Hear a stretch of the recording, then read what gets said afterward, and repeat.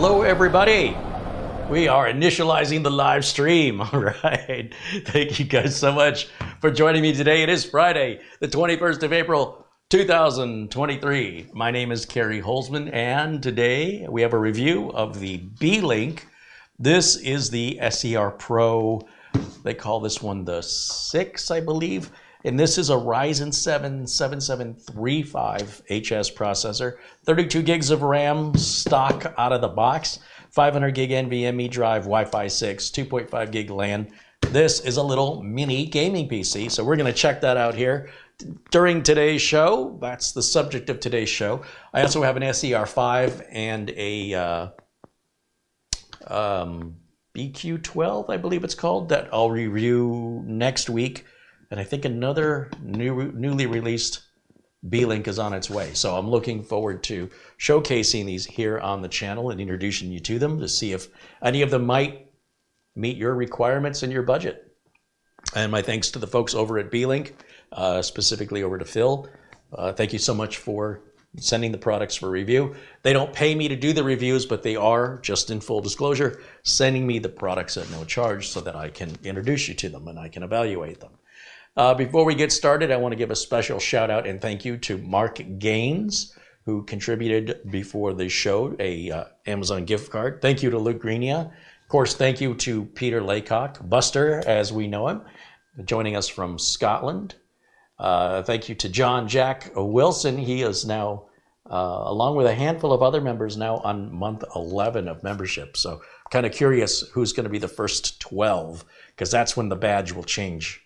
It changes like, I think it goes 1, 2, 6, 12, and then 2, and then 3 years. So yeah, I'm really excited to see who's going to hit that 12 first. But thank you guys so much for your kindness, your support. Let me make sure I haven't left anybody out before I get started. I get so mad at myself when I do that. Yeah, so that's Luke Greenia, Mark Gaines, Peter Lightcock. Thank you guys again. I really appreciate you.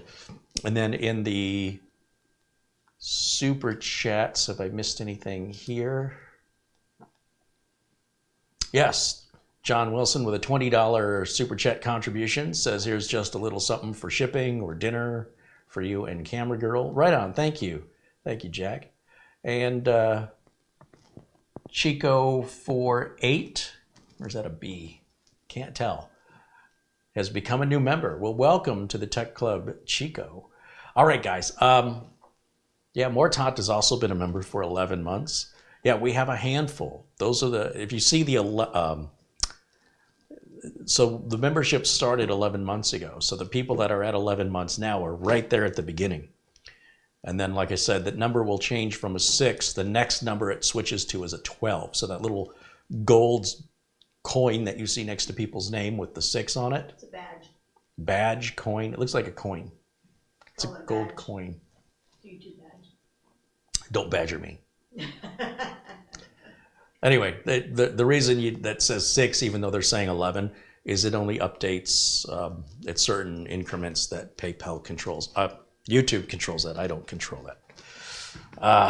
Everybody's got control but me, apparently. All right, so today's computer, let's take a look at the web page for this before we get started. The SER6 Pro is what it's called. And let me go over to my window capture so I can share the screen with you. Well, I probably should have got this ready before I went live, but that's okay. It only takes me a second. Here we go. So this is the computer I'm going to evaluate today. Scroll too fast. AMD Ryzen 7, that's the 7735HS. It's 8 cores, 16 threads. It's 4800 megahertz DDR5 memory. It's got an M2 NVMe. That is Gen 4. It's 500 gigs. Wi-Fi 6 built in with Bluetooth. The CPU can go to 4.75 gigahertz. It can hold a maximum of 64 gigs of RAM. A maximum 2 terabytes storage. I think that could probably go to 4, maybe even 8. I'd have to plug a drive in to test it, but I'm pretty sure that's not the true maximum. 2.5 gig LAN, and you can have 3 displays at the same time. Hold on, my screen's going crazy. You can have, come on now. It's like they designed this to be appearing on a phone, so the mouse doesn't work as well as just hitting the down button on the keyboard. All right, so triple displays, that'll do HDMI, 2 HDMI ports, and then you have a USB 4.0 port that can work as a third display. And the Wi-Fi is 802.11ax, also known as Wi-Fi 6, not 6E, 6. Then, of course, we look at the details of the processor. It's standard 3.2 gigahertz, turbos to 4.75, 8 cores and 16 threads with AMD Radeon 680M GPU that's built into the CPU, the RDNA 2 graphics. You can see how small that is, very portable. USB 4 port on the SER6 Pro supports power delivery 3.0, so you can use a 100-watt power delivery charger or power adapter to boot the mini PC and to keep it running. What? The USB 4 interface is also backward compatible, of course, with USB. I don't know why they don't list USB 1, but USB 2, 3, 3.1, 3.2, and Thunderbolt 3 devices. And of course, a little bit about the branded NVMe and RAM. They're using Crucial RAM. And it just says premium brand SSD. We can look into seeing, that might change. There may be multiple vendors they use for the for the NVMe SSD, so that may be why they don't specifically name the brand, only that it will be a name brand, and we can check that out here in just a minute. Be sure and remind me, chat room. And then we've already got different start times and test file sizes done for our convenience, saves us some time. Everything from 3D Max and Maya to CAD. That's all serious work stuff for a gaming PC. And scroll down. There's some frames per second on Destiny 2, PUBG, CSGO. People still playing Counter-Strike? Something called LOL. What is LOL? League of Legends. That's what that is. And then Dota 2. Wow. Really? Dota is awesome. What is that? Day of the... Dawn of the... I forgot. Great for PvP. What's that? Great for PvP. Yeah. Player versus player. Here's our exploded view of how this thing is put together. As you can see, there's room for a 2.5-inch SATA hard drive to add optionally. And yeah, should be super easy to get in if we want to do any upgrades. Let's keep going down here. There's our information on our Wi-Fi, our Bluetooth,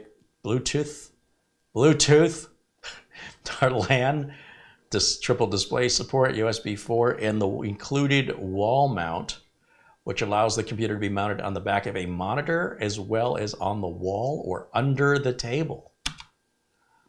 And then there's a close-up with the front, and there's showing 3 monitors in triple display mode. This explains the heat dissipation system and the silent CPU fan and heat sink and temperature range, depending on how it was being used at the time. Defense of the Ancients.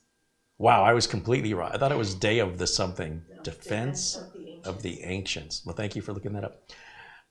It's got a breathable and waterproof splash cloth. Should I spill something on it? Oh, it says splash proof, not waterproof. It says waterproof splash.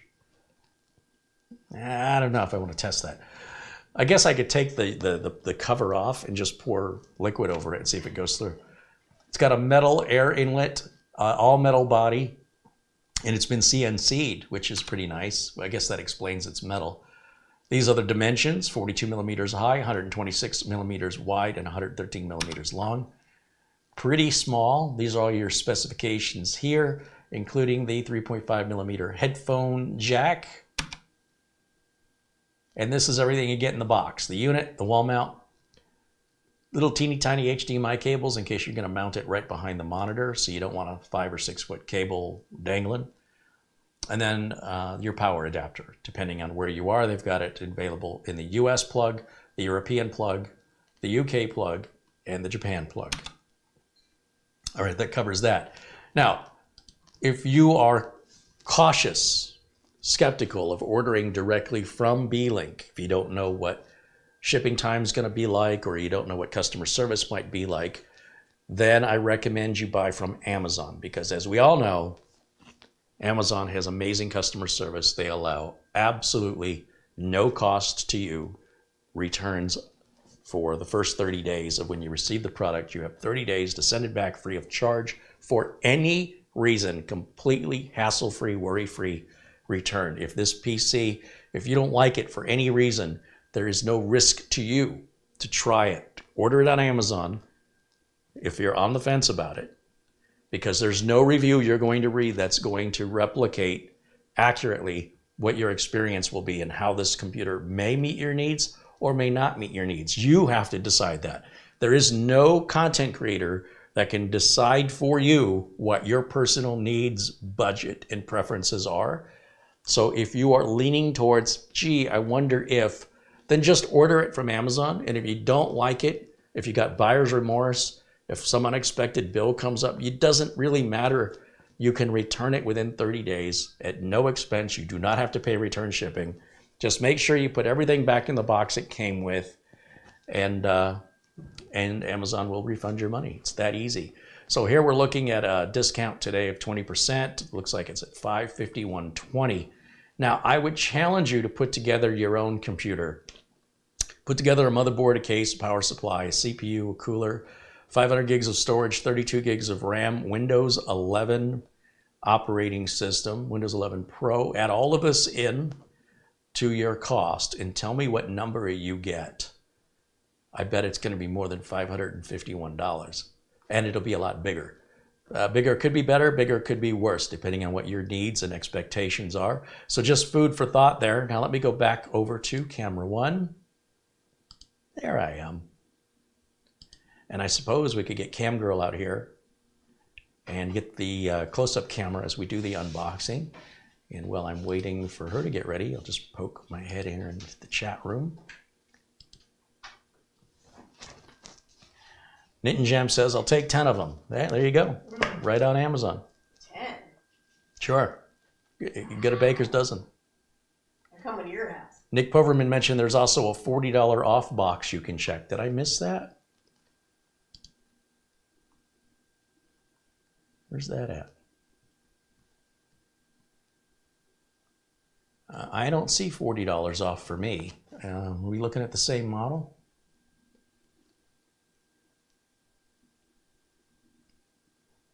I don't see that. Wonder if it's a different model. Let's see. I see a save 5% on 2 selected items. Save $45.93 for 12 months interest-free approval on an Amazon Rewards Visa. Yeah, I don't know where you're seeing $40 off. I don't see it at all here. That one says it's out of stock. And we're on the one on the far right here, the SER6 Pro. Yeah. Maybe some people get that offer and some people don't. I have no idea. No idea why you see that offer, but hey, if that makes the price $511, even better. Better take them up on their offer before they change their mind.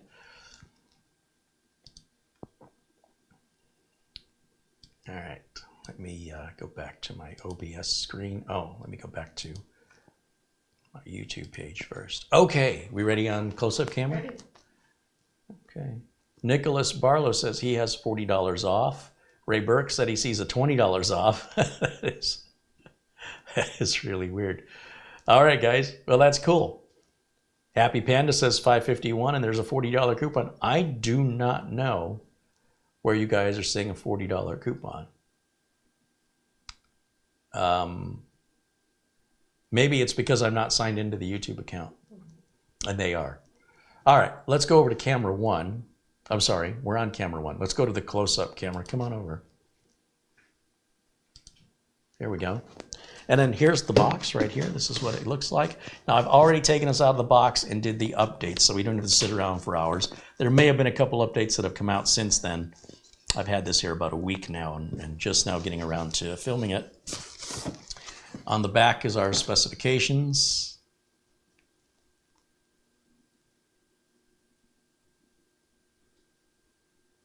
And yeah, this is that $551 model. We open it up. There it goes. Look at how I put it back so it's all nice and pretty.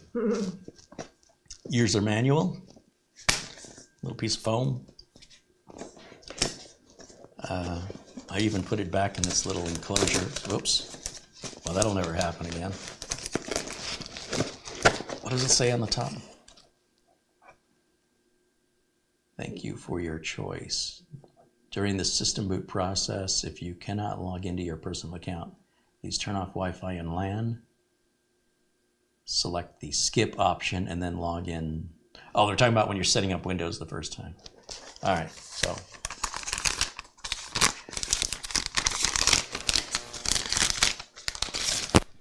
All right, so here's the unit. Got a couple go faster stickers on there. There's our two USB 3s, our USB 4, our headphone / headset jack that'll work as a mic input as well. Power, let's go around this way. We got a vent for cooling. Go around this way.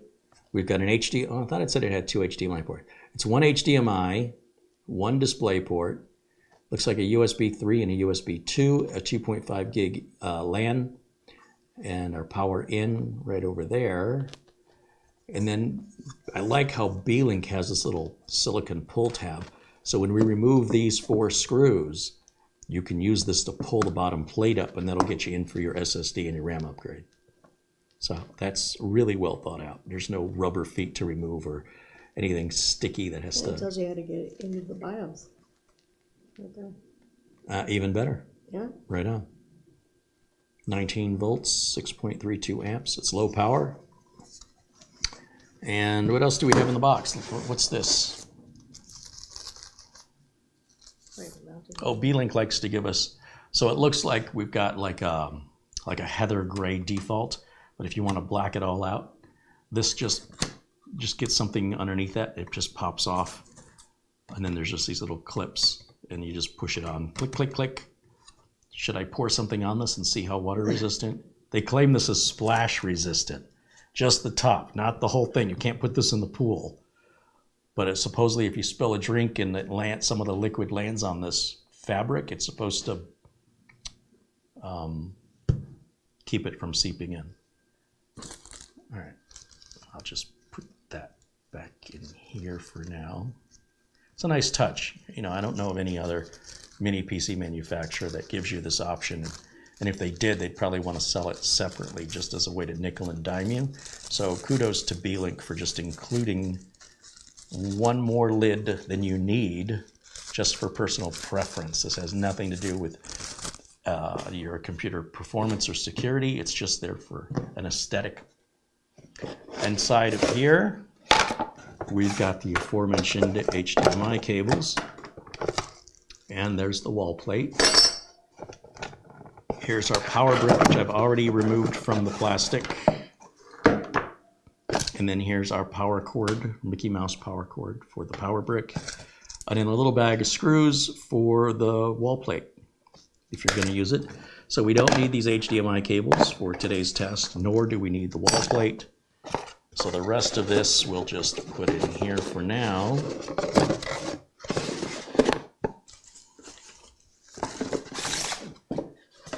Let's get this bad boy plugged in. So we'll start with, first of all, I'm on the fence about the short power cables. So on the one hand, to go from the power brick to the unit, they give you a decent length cable. But from the power brick to the outlet, it's pretty short. Looks like it's about, is that 2 feet? Maybe 3 feet? So not much room there. I mean, obviously, the idea is that this would likely be closer to the wall than this piece would. But yeah, I sure would like a longer, like a 5 or 6 foot long standard length cable would be ideal. But at least they make up for it here.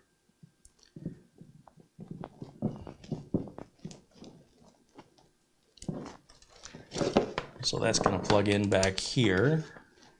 And let me step around and I'll plug this in the outlet down below. And then let's see, we need, just take this off the table, get that out of our view.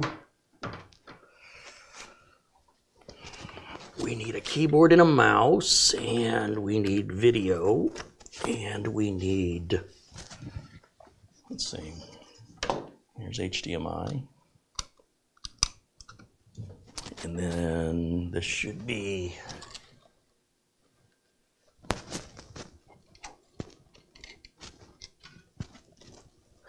I don't know how I managed to tangle that up so badly, but this is my Ethernet cable. We can plug that in since I've already got Windows 11 set up. And then, yeah, keyboard and a mouse, which I have back around the other side. Then we'll see how long this thing takes to boot, see what it looks like, take a look at some of the specs, and answer any questions you have. We should probably open it up and take a look at the inside, even though we have a nice exploded view right there on the website. I'll plug the keyboard mouse right in here, and we'll turn it on, and let me go over to my HDMI input. There it goes. And then I'm going to turn on camera 1 here for a minute, and I'm going to make myself smaller. And of course, in that amount of time, it's booted, so I want to do a reboot just to see how long it takes. You can go ahead and shut off camera, close-up camera. Thank you. All right, so I'm going to go over to,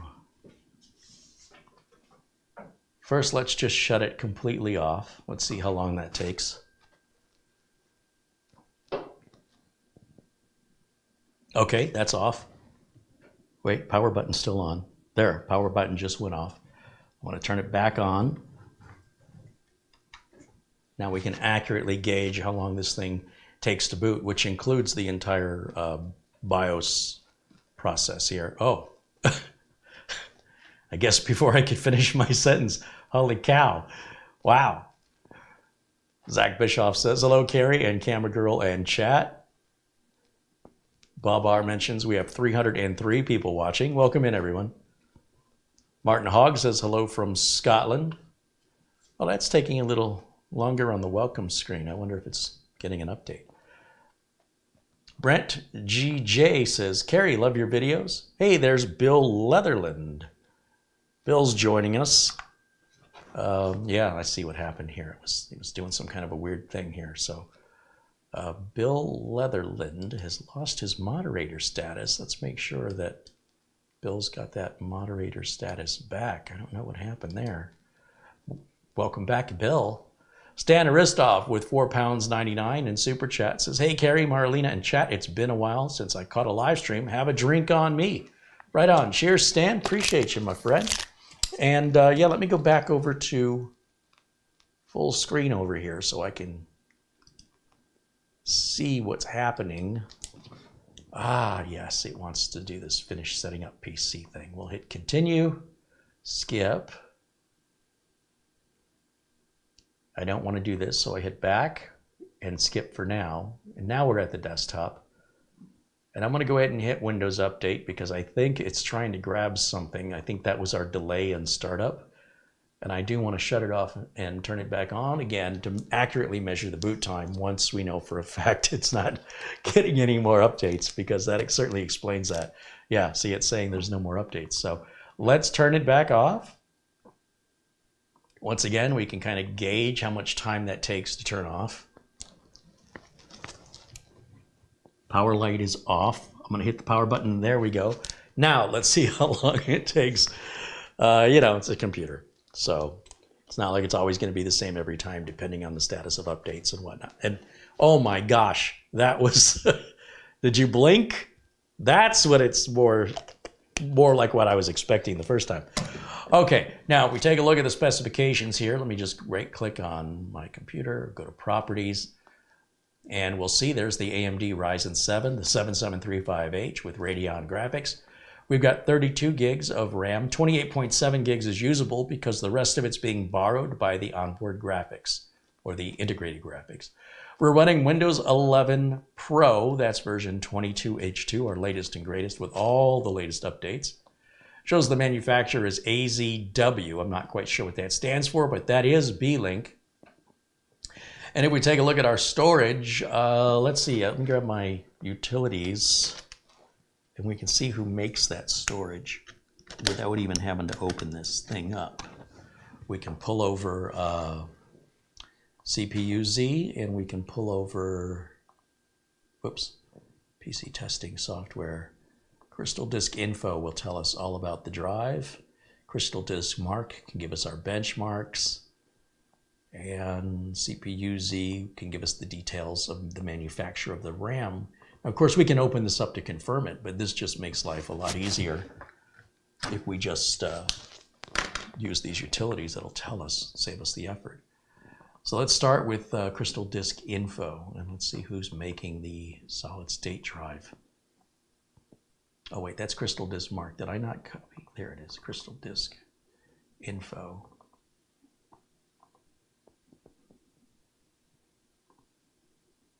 Kingston. All right, so they were right. It is a major name brand.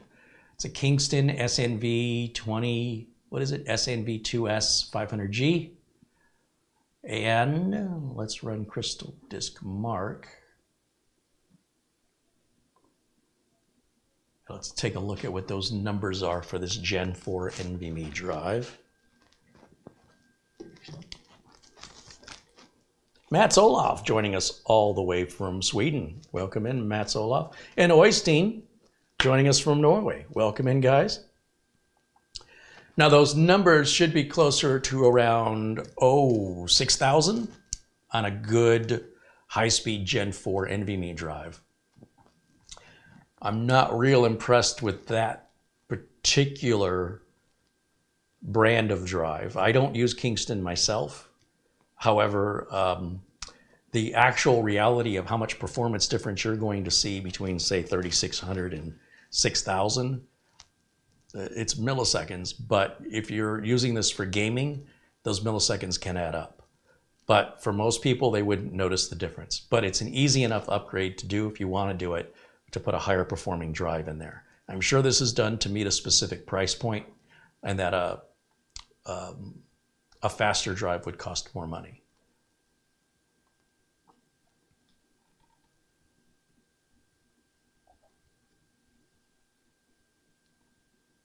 But at least you can upgrade it. And again, some people get swept away with the benchmarks. The reality is, for everyday PC use, for browsing the web and email and even most basic gameplay, you're not going to notice a difference other than in the benchmarks. You saw how fast our boot time was. So it's not going to make any difference in that any human being would be able to notice. And program load times for things like Office and Chrome, Explorer, Edge, it's all just milliseconds. So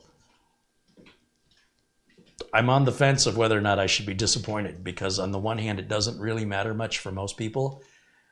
And on the other hand, if they would have put a faster drive in, it would be a more expensive mini PC. So the benefit is it's easy to get into and it's easy to upgrade if that bothers you. But we definitely want to set proper expectations here. Thank you to Alan Lindos with a $7.77 Super Chat contribution. He says, Kerry, here's my late fee. As opposed to buying you a Gatorade, it appears you already have a cold one. Thanks, Alan. Andy Kane says Gen 4 relates to the speed of the drive. What do you think Gen 4 relates to? Bill Leatherland says, cheers, Kerry. Back at you, my friend Bill.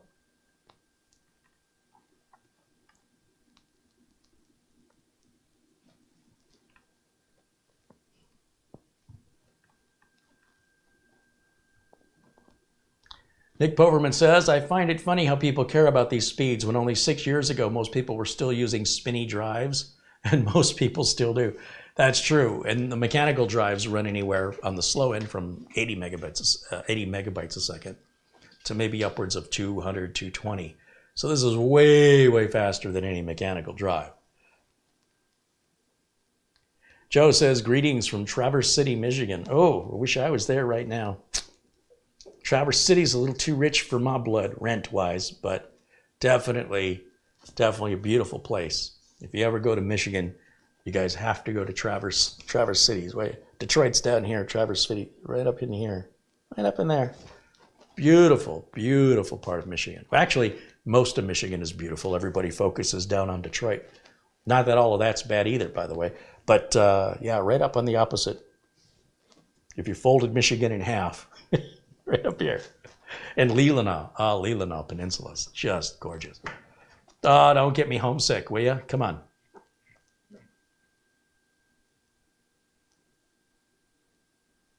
Luke Greenia says we're finally getting some green grass here in Vermont. Yeah, you better fire up the lawnmower, huh?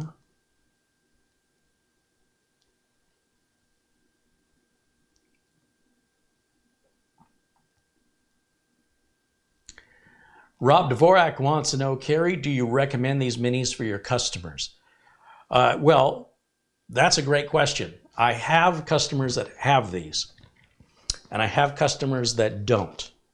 And the reason the customers that don't have them is because I have not yet introduced them. What I do is a slow rollout to determine, I don't want to burden myself. I'm my own employee. There's nobody else to do the work but me. And I don't want to, deploy a bunch of these and then have everybody calling me with problems. And then I'm overwhelmed and they're pissed off because I'm not servicing them fast enough. So what I do is I have a couple of clients that I know really, really well. They've been with me a long time. And I say, hey, I've got an idea here that I think might save you some money and some desk space. And the first time I rolled one out, the client actually came to me and the client said, we renovated the building and we've got this reception desk that has no room to put a mini PC. To put a regular PC. I don't know why they didn't think about that when they were designing it, but for whatever reason, it got designed, it got built, it got painted, it got ready to open for business, and as the employee sat her chair there, she realized, where's my PC supposed to go? Now, I've run into this a lot where the architects, they don't consider the PC at all, and it's maddening to me. They're like, yeah, we'll give you a power plug. That's what they do. There's a power plug. Okay, but where's the space? Many of you don't know this, but I used to do wiring for International House of Pancakes here in Arizona, the franchisee owner that would open a bunch of stores here in Arizona, the entire state. And I wired the one in Nogales, and I wired the one in Yuma, and I wired a few here and around Phoenix. And over and over and over and over and over again, we kept having the same problems over and over and over. And that was the architect, bearing in mind they use the same blueprint over and over and over again. They have like one of 3 floor plans or one of 2. Heck, they even flew me out to Searcy, Arkansas to do the IHOP there. And over again, the architect would give us plugs, but he wouldn't give us network jacks. And so the first time I went out to wire the building, they said, okay, we're ready for you, come out. I go all the way out to Yuma. I don't know if it was Yuma, but wherever it was. And we have power plugs, but we don't have any, all the tile is up on the walls. The floors are in, the walls are painted. And there's supposed to be a printer on each side of the grill that prints out the orders so the cooks can grab them and stick them up on the thing that grabs the receipt and hangs. And yeah, they've got the little base for the printers. They've got the printers. There's no network checks. I said, hey, where's the network checks? So they have to do what's called demoing. That's demolishing the brand new construction where the jacks have to go. They have to tear that apart. All that brand new tile and grout, everything was so beautiful, and they have to demo it partially. Then they have a counter at IHOP where you get up into pay right by the front door, and there's a pipe they run under the foundation. It comes up, and the idea is that the desk sits over that, so the network wire and the telephone wire can run up through the floor. Well, the problem was when they put the desk in, the pipe was about 2 feet that way. Then they had a payphone. Back in the day, in the lobby, they had a payphone, or usually it was like in the area between the restrooms. And the construction workers drywalled over the payphone jack because I wired the phones in the network. And man, I about had a fit. Because if I'm driving from Phoenix to Yuma, that's 2 hours drive. It's summertime, it's 100+ degrees Fahrenheit. I'm ready to get to work and there's nothing I can do. I can't demo the wall. And what I'm calling drywall isn't drywall. It's this impossible to get through, I forget what it's called. It's really designed to take abuse. You could punch it and you'll break your hand before you get through it.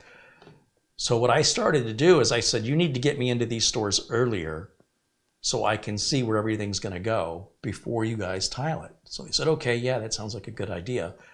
And then I had a little Canon digital ELPH camera, because back then phones were just flip phones. They did little tiny, pictures were too small.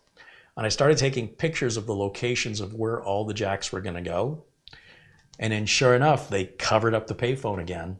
And I'm like, there was a payphone here somewhere.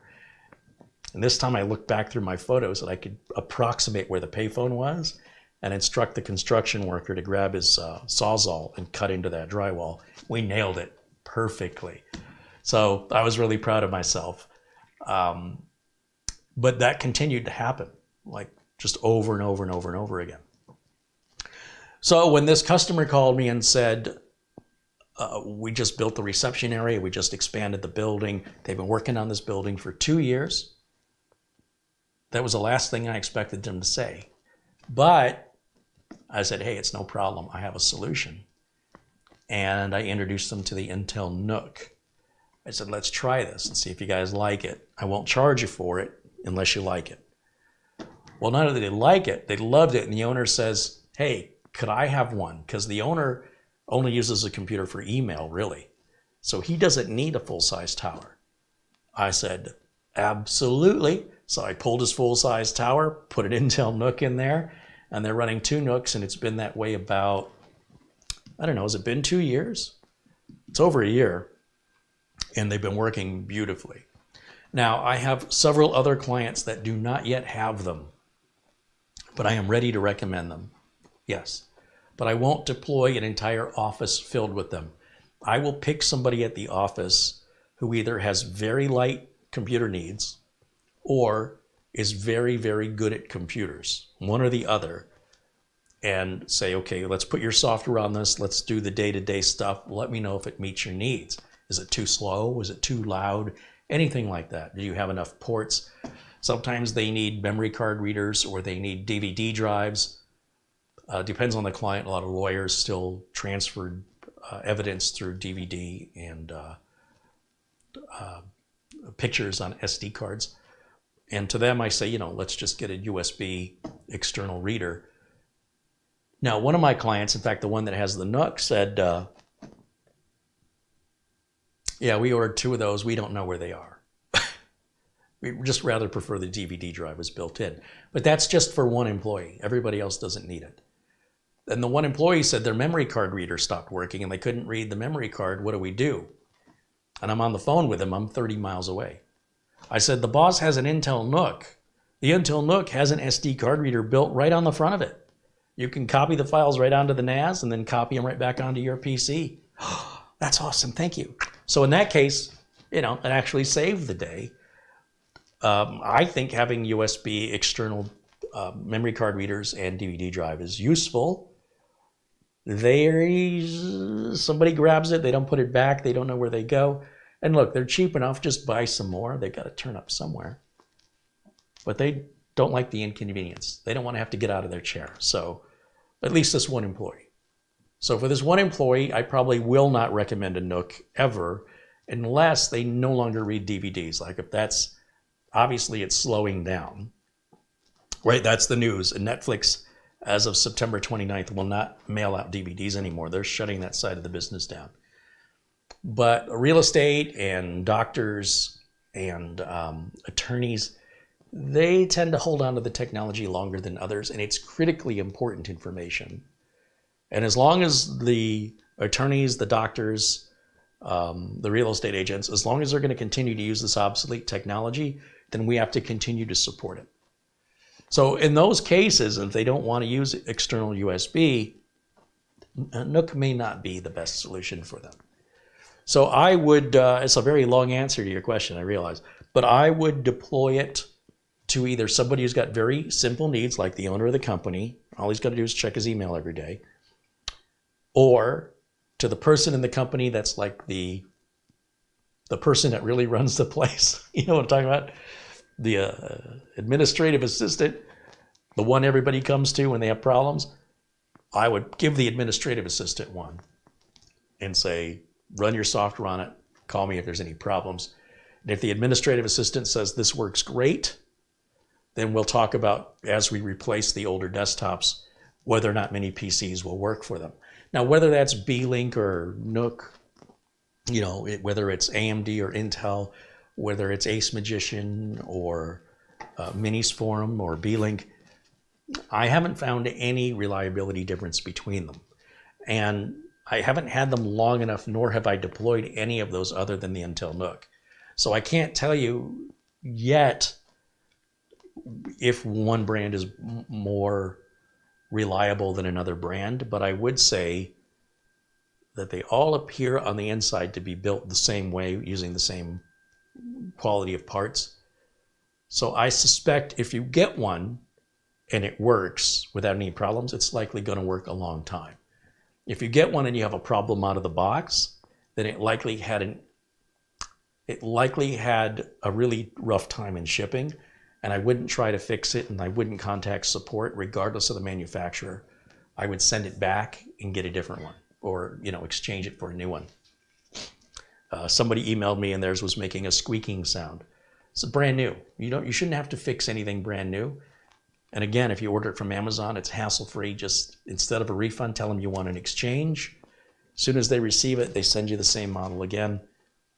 It'll be a different one, and then it'll probably be fine from that point forward. Like I say, sometimes these shippers, they drop stuff, they throw stuff, and if you just happen to be unlucky to have received one that got mishandled, at least you have the peace of mind, that you can send it back.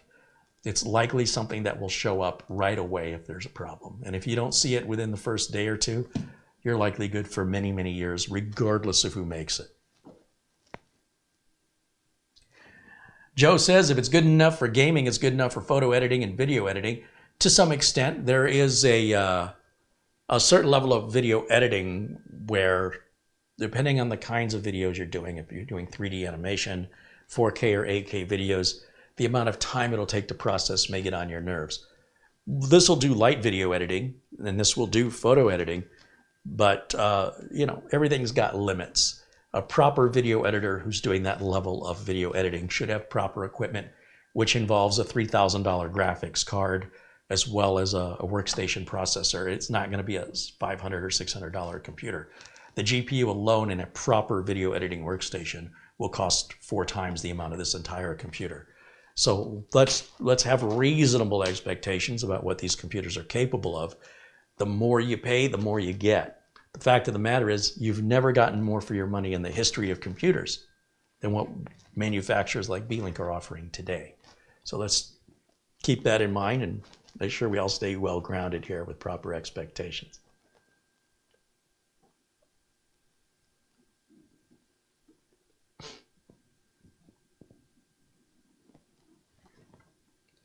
Channel Zero says, hello here from Wollongong, Australia. I've missed the first half hour because YouTube, as usual, forgot to notify me. I've never seen YouTube forget notifications. In every single instance of people not receiving notifications, it was because they set their notifications up incorrectly, or it's because their email provider is not checking the email often enough. So if you set up a Gmail account, or you have the YouTube app installed on your phone, you should get the notifications. If I pull my phone up right now, and I haven't checked this, I'm just telling you, without any exception, I will be notified instantly the minute I go live. So if I go to, here, let me walk around here and I'll show you. I started the show at 1 o'clock, a little after 1 o'clock, like 1:02. And it says in my notifications, Kerry Holzman is live. I got that at 1:03. So why do you suppose it was at 1:03? Well, because I started about a minute and a half late, and then the email notification went out, and it took it about 60 seconds to check that. So that is absolutely on the end user or your email provider. That is not on YouTube. You're putting the blame. And I find this fascinating that most people who blame the technology, just in my experience as a tech, where the people say, this darn printer doesn't work, this doesn't work, it's them causing the problem. And when the person has no confidence, no technical confidence, and they go, I don't know what I'm doing wrong, but I can't get the printer to print.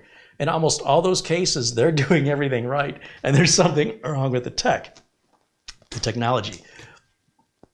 I just find that psychology fascinating. Sorry, I got a little dry throat there. Mega Jesse G says, hello, Carrie in chat. Hey, Mega Jesse, welcome in.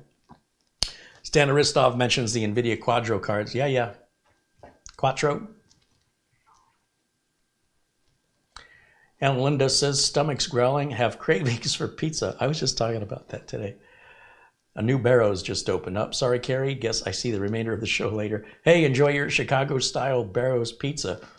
My mouth loves Barrows pizza. My stomach, my gut, not so much. So, yeah, I don't eat that anymore. Joshua Gwenin says, blaming YouTube for something you can set up in a calendar is strange. Well, that's another good point, Joshua. And again, not to embarrass anybody, but just as an educational example, I go live every Friday at the exact same time. Every single Friday. You shouldn't need a reminder from YouTube because it's always the same time on Friday, every Friday. So, yeah. Patrick Russa says, here's a deal on a 4 terabyte NVMe drive, and he's got a link here to Amazon, which looks like it is Crucial. I won't use Crucial drives, and it's only 3,500 megabytes per second, but $199.99 for a Crucial P3, that's a Gen 3 drive. I mean, it's okay. I wouldn't use Crucial. Crucial and Kingston are two drive manufacturers I stay far away from. I've seen way too many failures from them. I've never seen like a Samsung 970 EVO. I've never seen a failed Samsung NVMe drive, never. I've only seen one failed Samsung SATA drive. And since I have to warranty it and I'm the one who's gonna get the call when it fails, if you wanna save money and you wanna buy that stuff, have at it, but I hope you make regular backups. But I appreciate you letting us know about the deal. You know, $50 a terabyte is a good deal, but it's not a fast drive. And in my experience, Crucial is one of the least reliable drives I've had unpleasant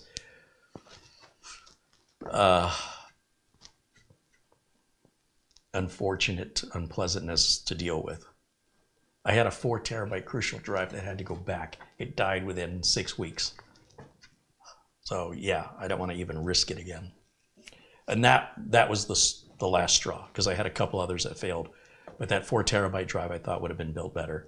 It was a 4 terabyte SATA drive, and I sent it back to Crucial, and they sent me back a replacement, which is still brand new in the box. I'm afraid to use it. It's sitting sealed in the box on my part shelf because I don't trust it. But it was cheap, so that's why I bought it. Yates Network said, I have to admit I've had 1 or 2 Crucial SSDs fail, but that's actually what I always use though. Well, obviously, if you buy enough of something, a certain percentage is going to fail. Except I haven't seen, where's these failed Samsungs? Like I said, the 970 EVOs that I've been buying, I have yet to see a Samsung NVMe drive go bad. And I use a lot of them. Blackwatch says he likes the Western Digital Black 2nd editions as an alternative to Samsung. But the problem is firmware updates. The Samsung Magician is the deal killer. The fact that no other drive manufacturer offers such a useful utility, and those firmware updates are so critical. Also being able to track how many terabytes are written or how many gigabytes are written to the drive to estimate how much drive life you've got left, which in most people's cases is measured in decades. That's an invaluable tool and worth a couple extra bucks if that's the case. Furthermore, sometimes it's even cheaper to buy the Samsung. Forget the couple extra bucks. When they're on sale, they're a bargain, because the Samsung Magician software, while other manufacturers have utilities, none of them are as useful or as easy to use. So for me, well, I just installed a Western Digital black drive on the Samsung laptop yesterday. I don't think Samsung makes a 4 terabyte drive. I don't think I've ever seen one. So the Western Digital 850, what's it called? An 850X? And then the Seagate Barracuda 530 are pretty much the fastest in their class in that 4 terabyte size. And that's why I use them. But if you don't care about speed, like if let's say, for example, I bought this computer here and I threw that Crucial P3 4 terabyte in here, yeah, that'd be a good fit. Even though this could run much faster. This is Gen 4, so you'd actually be trading speed for capacity, but for 200 bucks, like I said, most people won't notice the speed anyway, other than in a benchmark. Planet Cryos with $1.49 in Super Chat. Thank you, Planet Cryos. Hey, there's Mitch Morrison on his motorcycle. He drove apparently this morning to San Diego, California from Phoenix. And why? Why did he get on his motorcycle at 7 o'clock in the morning to drive to San Diego? To see his favorite band live for the 800th time. He's going to see the band Toto perform in San Diego. I guess they're not playing in Phoenix, so he's got to go to them. Well, glad to hear you've arrived safely, and enjoy the concert tonight. Thanks for popping in. Planet Cryos with a $10 super chat. Right on. Thank you, Planet Cryos, again. Yates Networks said, agreed. My clients are not going to notice the minimal performance gains in Samsung Evos as opposed to another brand. No, for me, the Samsungs are not about the performance. They're about the Samsung Magician software. So when it comes to my clients calling me for maintenance, I can maintain their Samsung drive much easier than any other. In other words, I can make sure they've got the latest firmware. I can be sure that the drive performance is where it's supposed to be, that, those are early indications of things going wrong, potentially, that I can address right through the Samsung Magician software by connecting remotely. I don't even have to be there. There's very few other utilities from drive manufacturers that provide all of that. They might provide one thing or the other, but firmware updates in particular stick out to me, because firmware updates are incredibly important. Samsung 980, they were failing, and a firmware update fixed that problem. So you could avoid a drive failure simply by having the firmware updated, but how would you know that there was a new firmware unless you had a piece of software pop up and tell you and then offer to install it for you? All I know of is Samsung is the only one that does that, to the best of my knowledge. Now, Intel was doing that with their memory and storage tool, but Intel sold off their solid state division to Solidign, Solidign. They're a subsidiary of SK Hynix, South Korea Hynix. And so now the Intel memory and storage tool has an update, and then when you run the update and it sees your Intel 660, 665, or 670p NVMe drive, it says this product is no longer supported because it's no longer an Intel product, which means you no longer need the Intel memory and storage tool. So after you get the update, your next step will be to go to your apps in the control panel and uninstall it and get rid of it. Stan Aristoff with £4.99 says, I use Samsung most of the time. I pay a little now to save a lot later. And again, no excuse to not make backups. You can use the most reliable drive on the planet. There's a lot more reasons than people lose their data, from ransomware to thefts, fires, floods, accidental deletions. So backups are always required regardless of drive reliability.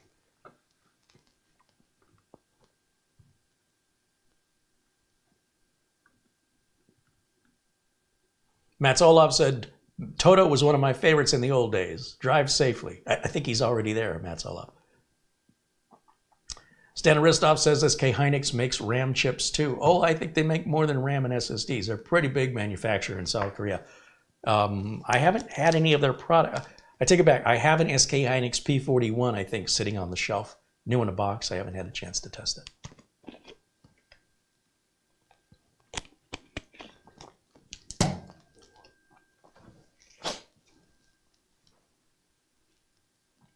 All right. Getting back to this computer over here. Let me go back. So these were our numbers on the drive. What do you think? Should we open this up and take a look at the inside? You ready? Ready. Okay, well, camera girl gets camera 2 back up and running. Let's shut this down. And we'll open it up and take a look. Shut her down. There we go. So that's off. Now we can go to the close-up. Come on over with the close-up camera. And obviously we want to unplug here, here, and here. Boy, it'd be nice if I could just tuck these up here so I don't have to reach on the floor and get them again. Let's see if I can get them to stay under there. Ah, so close. All right, and then I'll pop out the USB dongle for a keyboard and mouse. Here's the bottom of the unit. Let's see what's inside. It should match the exploded view on the website.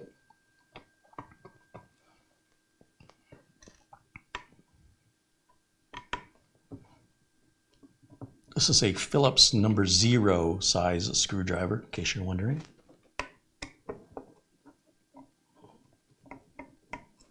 I think. Could be a JIS number 1. I can't remember anymore. Now, if you're wondering, these 2 holes right here are where that optional mounting plate would go if we're going to use it. And that's what the extra screws are for in the box that came with the computer. Now, there's a pull tab right here. You see that? Little silicone pull tab. And all we have to do is grab it. And it's stretchy. There it goes. Now, this I find somewhat amusing. They have a fan here, and obviously if we put a 2.5-inch drive here, the drive would cover this fan up. But I suspect that, you see how high up the SATA connector is? I suspect if we put a drive in here, there's an air gap underneath so that it doesn't block the fan. Just so you know.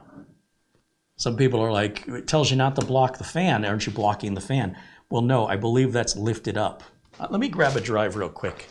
I want to test my theory because it wouldn't make sense to put a fan there and then tell you not to block it and then give you the option to block it.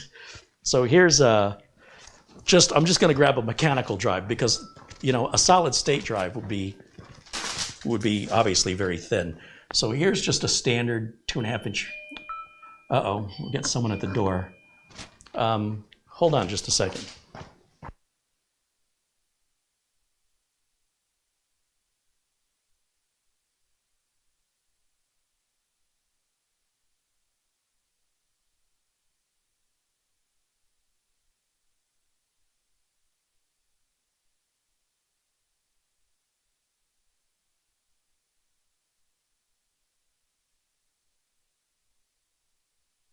Well, you couldn't ask for better timing than that, right?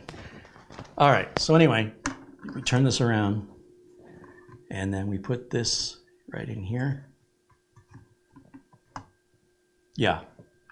You can see how much that's dropping. So for this to be level, there is definitely, well, I don't even have it in all the way. There, now it's in all the way. For that to be level, it's going to be leaving a gap. And that's going to allow the air to get up underneath of it.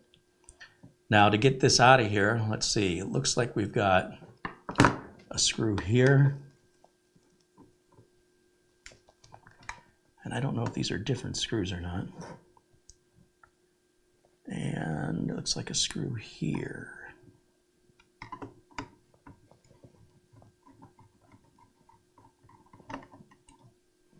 Oh yeah, these are much longer. So I'll take that one out, put it there.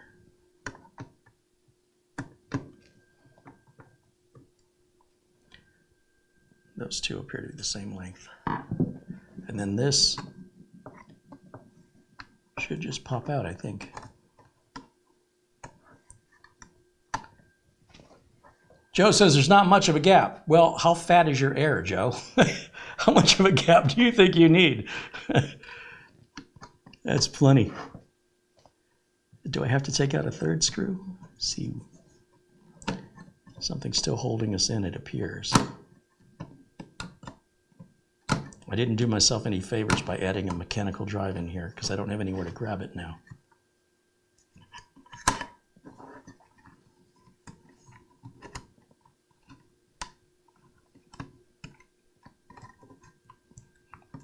Yeah, I feel like there's a screw right in this corner that has to come out.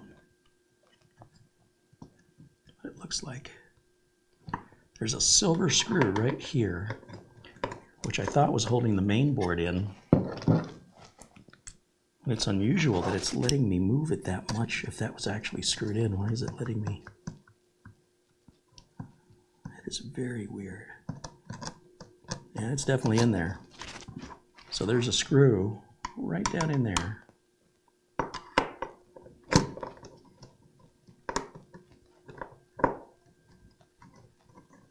And it's a different color. This one is, wow, super long. Now, will this come out? It does. Okay. So if this were level,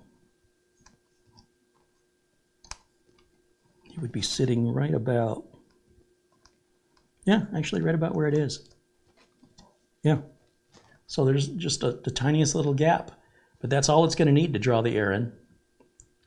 I want to take this back out though, because it is making it difficult for me to maneuver. So take that out. Now be very careful because we have two connectors. We have the SATA and power connector going down to the board, which appears to be going right here. And then we have the power connector for the fan. You'll also notice there is, what did Dawood call it? Bubble gum? On top of our SSD to transfer the heat onto this plastic. Very strange that it's attaching to plastic right here.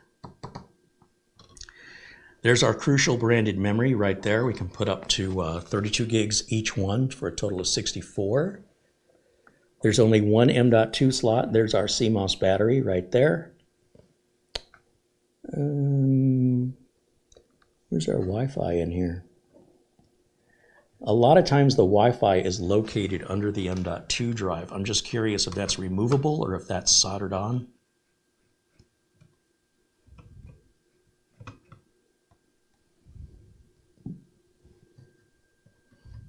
It's removable, so you can upgrade the Wi-Fi on this. Nice touch.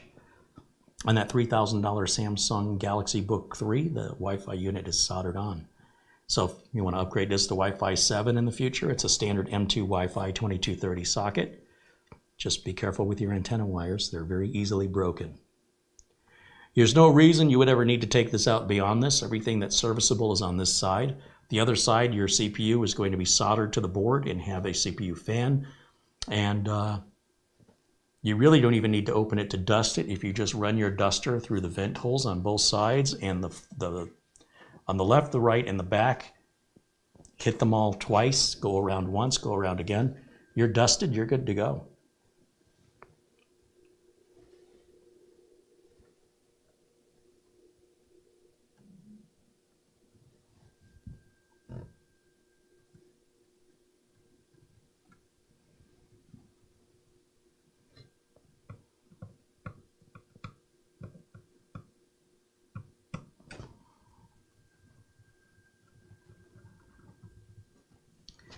All right, now before I assemble this back to the way it was, here's the look from behind. Let's see, Kevin Crowley with $4.99 via Super Chat. Thank you, Kevin.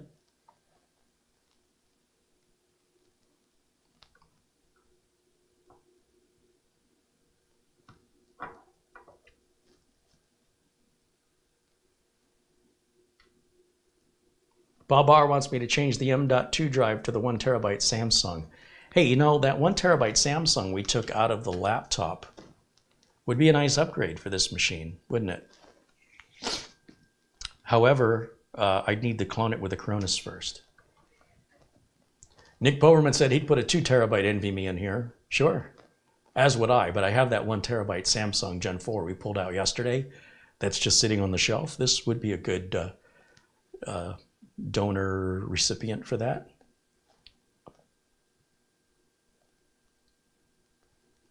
Bob R says, nice close-up. Oh, it looks like we're not focused. Oh, you know what? We are focused. It's me.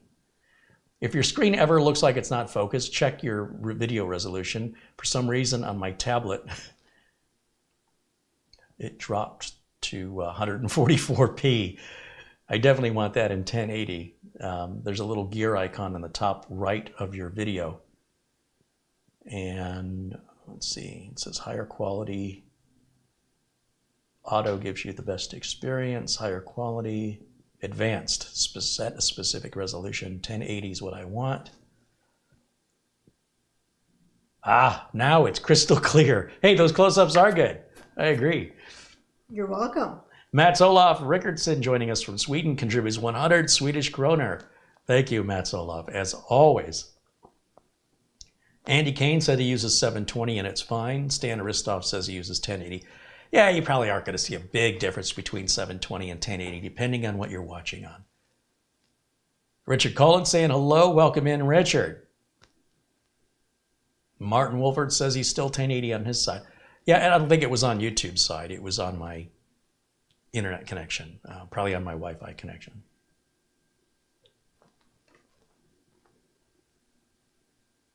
Martin Hogg contributed £4.99. Thank you, Martin. Martin watching us in Scotland. And again, another £4.99 from our friend Martin Hogg. Thank you, Martin.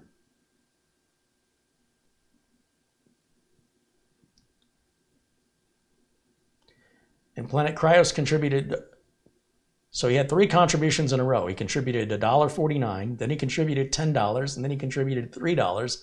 Looks like I missed that $3 one. Thank you, as always, Planet Cryos. David Tracy just became a supporter. Thank you, David. Welcome to the Tech Club.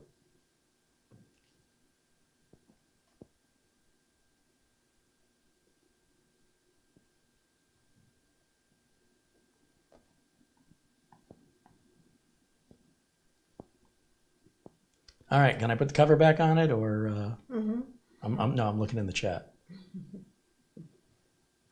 Arnold Albert says he's watching from St. Lucia. Or is it St. Lucia? Isn't that in the Caribbean? Italian. It's Italian? Mm-hmm. Well, I need to go back to geography school. If I could only find it. All right, let's just throw this back on. It's gonna sit in there like this.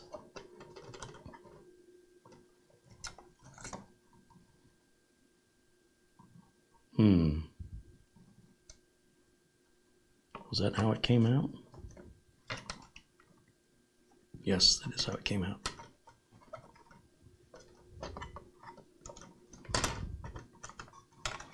Those ribbon cables, a little bit of a struggle. Now, you know, you could also just take this entire piece out. If you weren't ever going to use a 2.5-inch drive, this fan is not critical to the operation of the unit. I mean, it's certainly helpful to have it, don't get me wrong, but it's absolutely not required. And again, it depends on how you use the machine too. If you're a real heavy I/O user, you definitely want that airflow over the SSD. Certainly something, if you took it out and you experienced a problem, you could put it right back in again.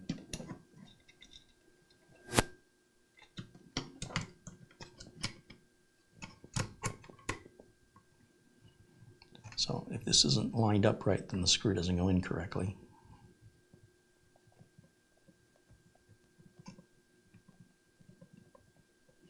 I don't recall having to turn it that much to get it out.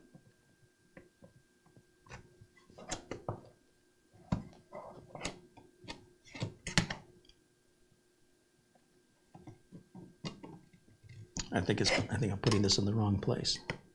I think that's why.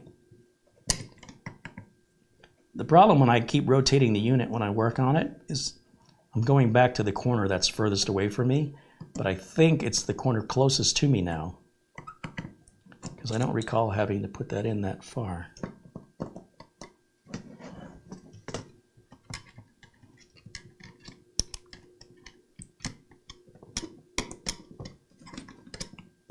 Yeah, that's better. I'm going to leave that there for right now. I want to tighten down these other ones first. I'll start with the one that's easiest to get to, and that'll hold it in position for us. That'll make it a lot easier to work on. Don't over tighten these screws. You just basically want to turn them until they bottom out, and don't take it any further than that. Interesting, they chose the same thread size, that the longer screw does go into the wrong hole.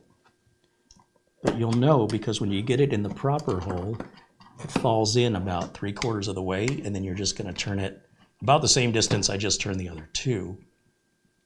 There we go. And then the cover can go back on. Now, cover only goes on one way. So once again, if you weren't paying attention when you took it off, does it go on like this, or does it go on like that? Well, if you look, the screw holes don't line up. It looks like they do, but they're half covered. And the pull tab was in the back where all the connectors are. So, and you can't put it on this way for obvious reasons. So that's how we know. And you can save yourself a lot of effort if you take pictures with your phone before you disassemble it in case something comes loose or you're like, wait a minute, which way did this go on? You didn't even think, like I didn't even think of that. And it's occurring to me only when I'm putting it back together. Or get yourself a camera girl. Here, I'll use my iFixit spudger. Normally I'd use a plastic one, but I'm feeling brave and I know this isn't on that tight. Or I suppose if you have really long fingernails.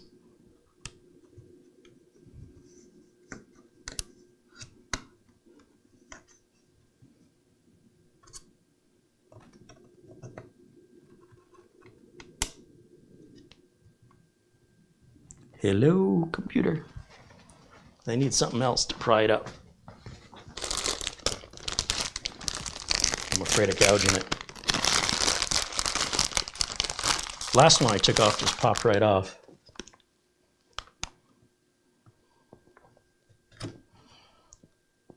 If you got an old credit card or one of those valued customer cards, those are very useful. Why is this not coming off? What am I missing? There it goes. Just like that. That's our CPU fan underneath there.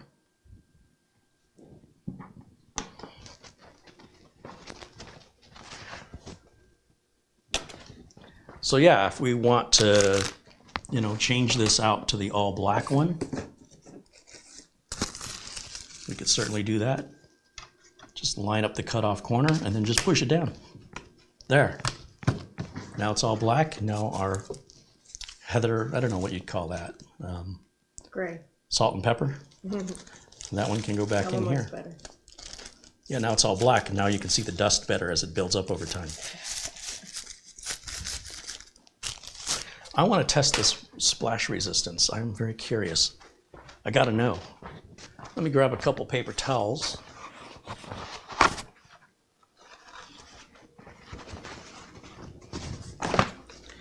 And grab a bottle of water. So the idea isn't that it's waterproof. The idea is that if you had a drink next to this, can you pull the camera back? Yeah, if you had a drink next to this and you, whoopsie, that it would spill, but it wouldn't go through this material, even though you can see through it. And I'm going to test that theory with the spare one here. Whoops. Whoa, did you see that? Wow. Wow, that's wicked. Completely dry. Now look at the counter. I mean, that's a lot of water. But it's cold and refreshing. I'm going to say that worked. Come on now. How impressive is that? It just beat it up. Why don't they make my windshield out of that?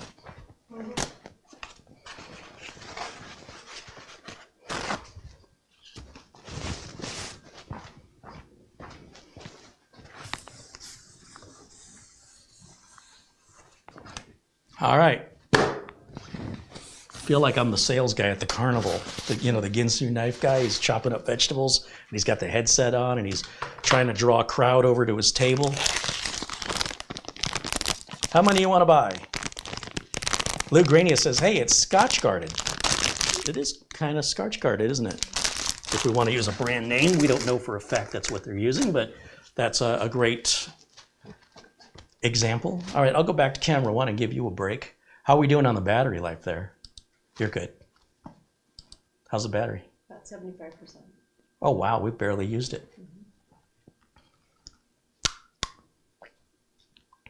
Joe says, don't try this at home. Joe says it's coated in Rain-X.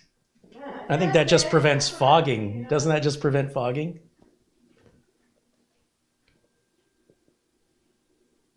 Jeffrey Oldham says, nice test, right?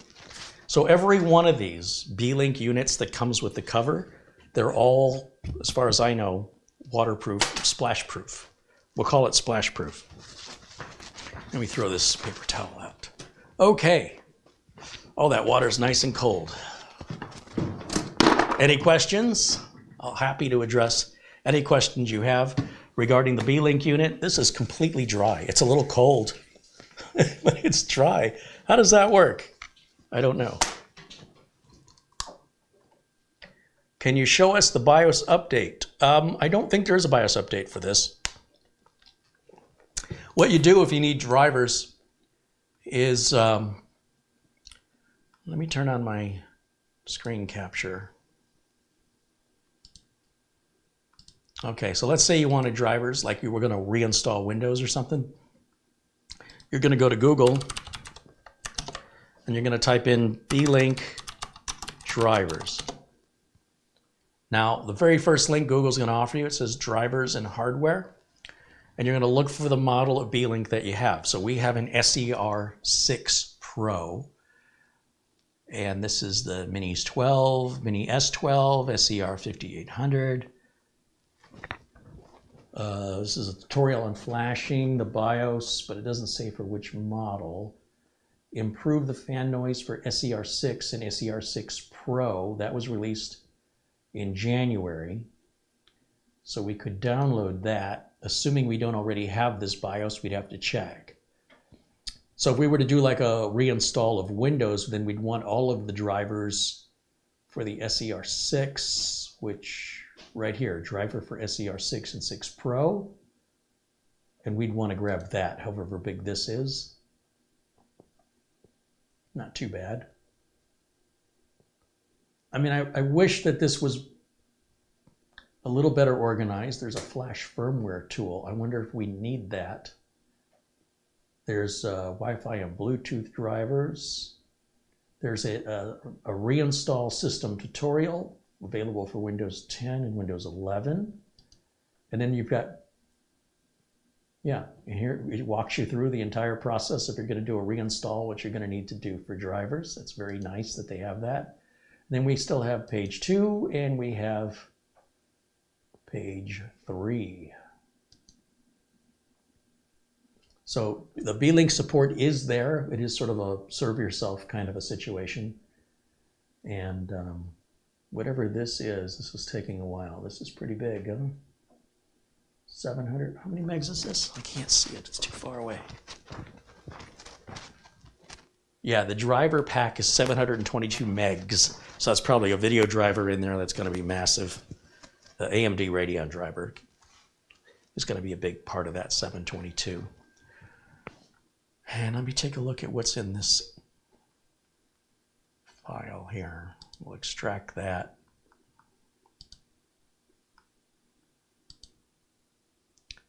And it looks like we have a flash file here. 1.11 seems to be the version. And then I want to check the version we have. So let me go back to camera 1. And let's see what version we have. So I have to plug all this back in. So let me step back around and we'll fire this back up. And we'll see if there is a firmware update. We'll definitely do it on camera. But I suspect they sent it to me with it on there already. But I have not checked. I'm just making an assumption. And you know what they say about that. So we will double check it.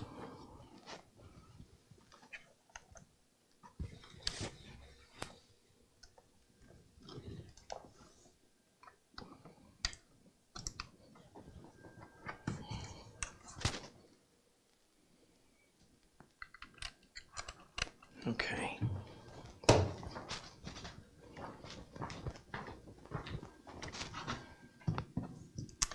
And we'll go back over to HDMI input, and I'll put me in the corner as always. Yeah, right about there should be good. We'll turn this on. Again, we can test and see how long it boots. Sometimes it's right up quickly, and sometimes, yeah, when it sat there spinning at the user thing, it was dealing with an update. That seems pretty clear to me now. All right, and let's run CPU Z.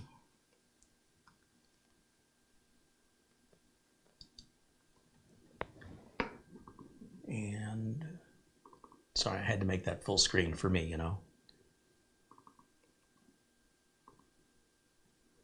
We can tell what version of BIOS we have right through this program by clicking on the motherboard tab here. And it says we're running version 113 that was released on February 21st. Well, that's newer than what was on the website. Let's go back to the website here. Let's go Beelink. Oh, wrong. I'm on the wrong keyword. Beelink drivers. Now this will be Bing, but it does still look like it's the first option.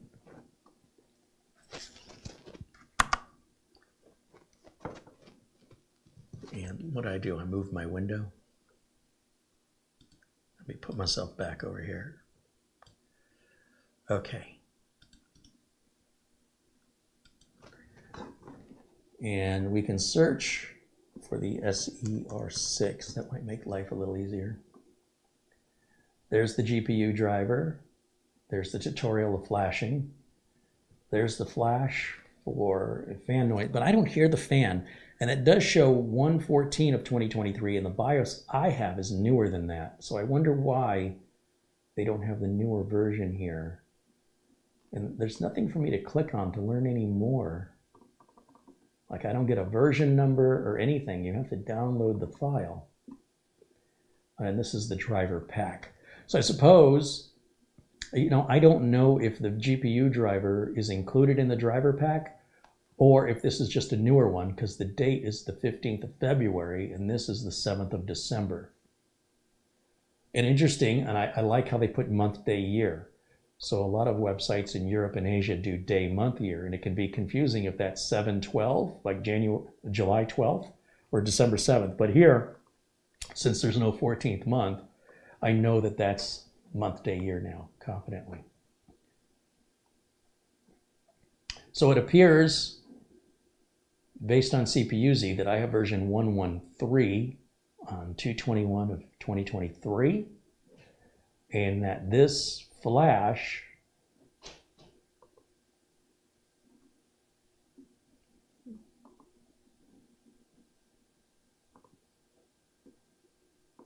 is 111.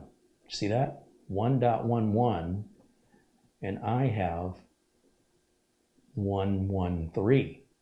So I have one that's newer. Well, isn't that interesting? Well, this is cool. They have a boot, an EFI boot, so that you can just copy these files to a blank USB flash drive and it should be bootable. But I would just do it through the BIOS. But I wouldn't want to flash backwards. I only want to flash forwards. So interesting. I'd have to write to Beelink and ask them why the website doesn't have the latest version. If there's a reason for that, or if that's an oversight, or they just haven't gotten around to it yet. So valid question. Thanks for asking. Okay, other questions?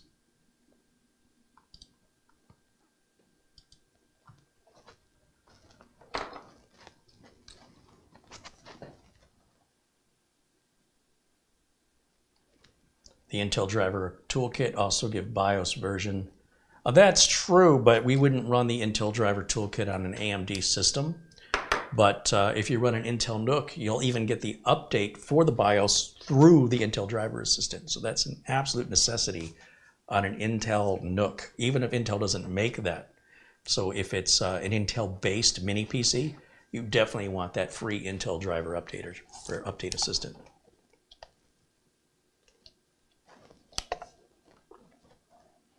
What is the flash utility from Beelink? That's a very unusual question. I don't pay attention to who makes a flash utility.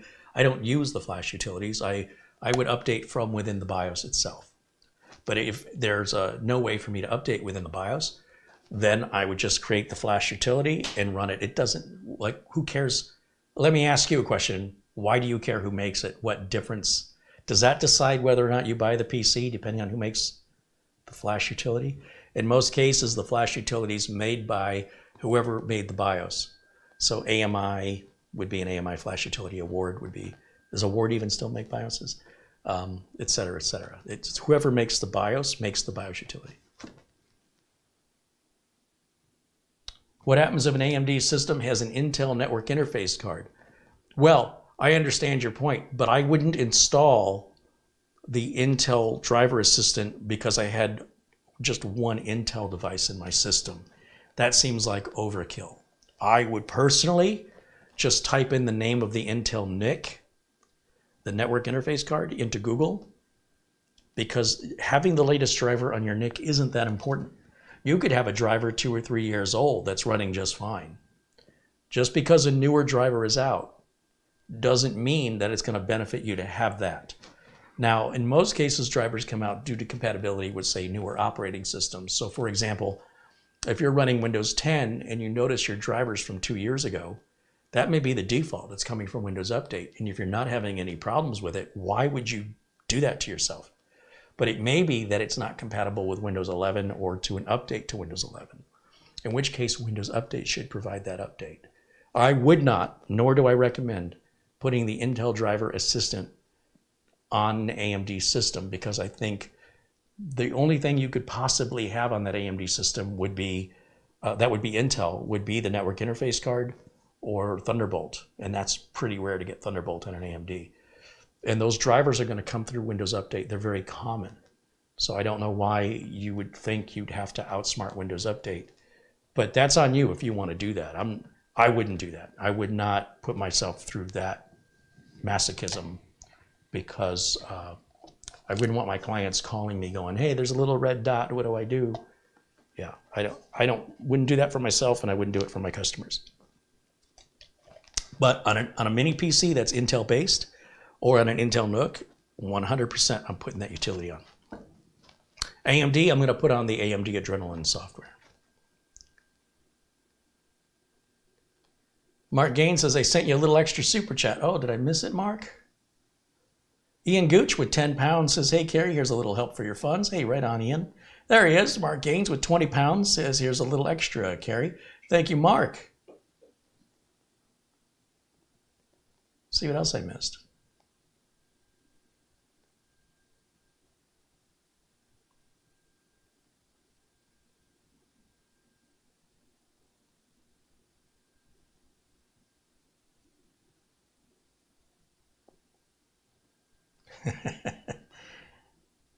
Nick Poverman says he received something. I didn't see the previous. He says, I never had anything arrive this quick. And he's like, yeah, they sent it before you ordered it.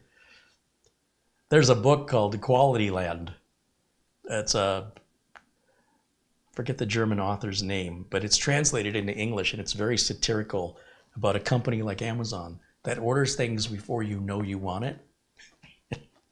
And they never make mistakes, and they have algorithms to prove it. So when they make a mistake, you're wrong. So it's a very satirical book called Quality Land. You could buy it on Amazon, and it's an Audible form as well. Glenn's Music said the Flash is made by a guy called Gordon.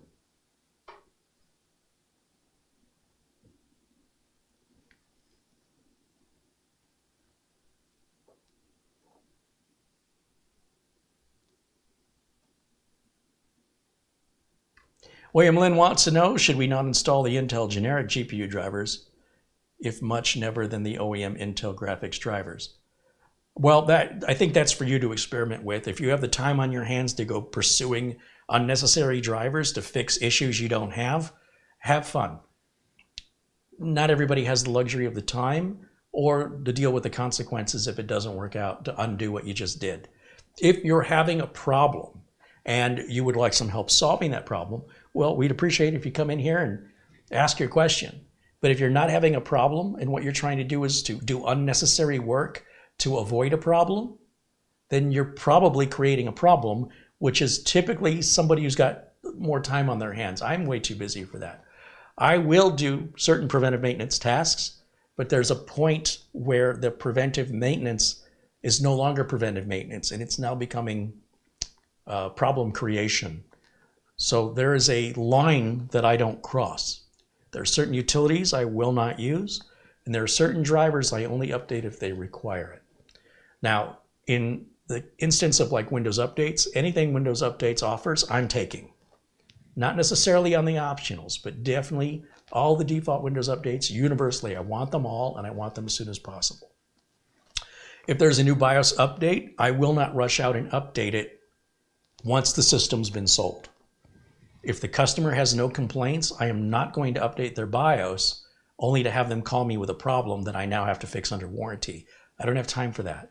But when I sell the system, it will be updated to the day it was built, and there's no reason to continue to update it beyond that when I'm the one who's going to get the call. When you do it to yourself and you're the one who's got to fix your own problems, then that's not a question I can answer for you. I can't tell you whether or not something is worth your while. You have to make that determination. What I'm here to do is to help you solve problems, and within a reasonable effort, help you to prevent some problems. But it seems like some people just don't know where to stop. And because they don't know where to stop, they're taking it, in my opinion, too far, which is having the opposite effect of preventive maintenance. And in fact, you're causing problems, or you're likely to cause problems. But because it's only affecting you, it doesn't matter to me. But to general advice to everybody out there, and as a professional working computer technician that's held accountable, liable, and responsible for the machines that I'm paid to maintain, I do not do unnecessary work. It must be justifiable. There must be a return on the investment, or I'm not doing it. I just don't have time. Nick Powerman said, I ordered this Beelink when your stream started and it arrived already. I have an Amazon distribution center 10 miles away, and I was shocked that it came that fast. Well, fire it up, Nick. That's awesome. Mark Gaines wants to know, how do you disable ads on Windows 11? You know, I'm not an expert on Windows 11. I use it occasionally because I have to. I know that Microsoft keeps adding more and more ads to Windows 11, and it's likely going to continue. Where are you seeing the ads? I guess that's my first question is, so Microsoft can place ads in Solitaire, they can place ads on your start menu, they can place ads on your taskbar. Which ads are you trying to remove? Let's start with that.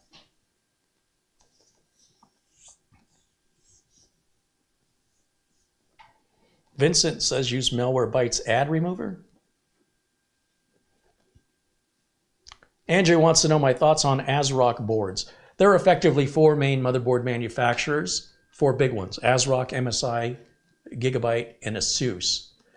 Now, for me personally, I find the ASRock boards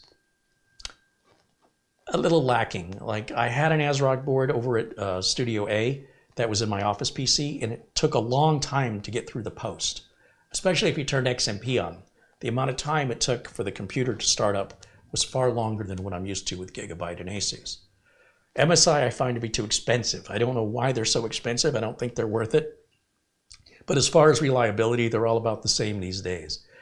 With regards to what kind of support you're going to get, yeah, it's hard to say. Gigabyte doesn't have the best support, but I really very rarely have to use it. And because I have to be held liable, accountable, and responsible for the systems that I sell to my customers, I will not use a board manufacturer that eats away any profit or removes my competitive advantage in pricing, nor will I use a board manufacturer that has an issue that they deny having. Now, ASRock did that to me in the past, and I've been very cautious in how I use ASRock. When I used ASRock in my system on a Z170 board, I couldn't wait to get it out of there. It drove me crazy how slow it was at booting. And They were introducing, I think they had the BIOS update that would do it on its own in the BIOS. It worked like 1 out of every 3 times. So for me personally, I don't sell ASRock because I don't want to have that reflect my reputation. What you buy at home, it's on you. But as far as, you know, are they reputable? Are they selling a scam product? No, their product is just as legit as Gigabyte, Asus, and MSI. My anecdotal experience, and remember, I work on hundreds of systems, probably 1,000 a year, but over 100 a year. And I see a little bit of everything. But what I don't want to see is my own system come back to me. So when I'm choosing a part, it has to be available, it has to be the right price, and it has to be a good part that I'm proud to put my name behind, because my customers, they don't know ASRock from Gigabyte or Asus or MSI. They don't know. They just know they bought a system from Kerry. Is the system crap? Then Kerry's systems that he sells are crap. That's how that works. And they only need one to be crap. And that's how a customer's mind works. So I don't mess around with that, because whether or not I survive in business is a daily challenge. So if you look on this channel, you will see an ASRock board and an MSI board on occasion, but not very often. And those are never sold to customers unless with a disclaimer. So I had a pretty nice MSI board I sold to a gentleman in Oregon with a disclaimer. I said, look, I just don't know the longevity of this board. It seems to work just fine. It was expensive. It was more expensive than similar boards from other manufacturers. So it's very highly regarded in the community. I'll take a financial loss on it to sell it to you, and if you have any problems, you let me know. I'll still help you, but I want you to understand what you're buying. And he bought it, and he's had it 2-3 years. He's never had a problem with it. But that's one. But there wasn't enough. I mean, I lost money on that. I don't know why MSI thinks their products are worth more than ASRock, Asus, and Gigabyte. I don't think they are. Vincent mentions Malwarebytes browser guard. Well, that's fine in your browser, but I don't know where the ads are. He didn't say where the ads were.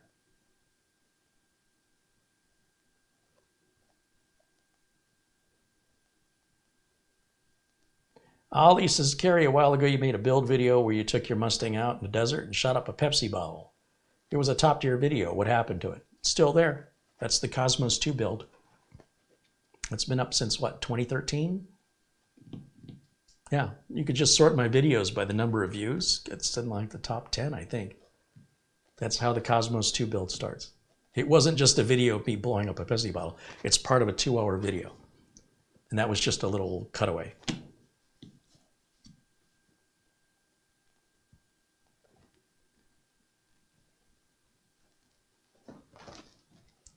Stan Ristov says, never use that Chinese toy board. Oh, the yearling. Yeah, that's an exercise in what to do if you have nothing but time on your hands and you like fixing stuff. So for the right customer, you know.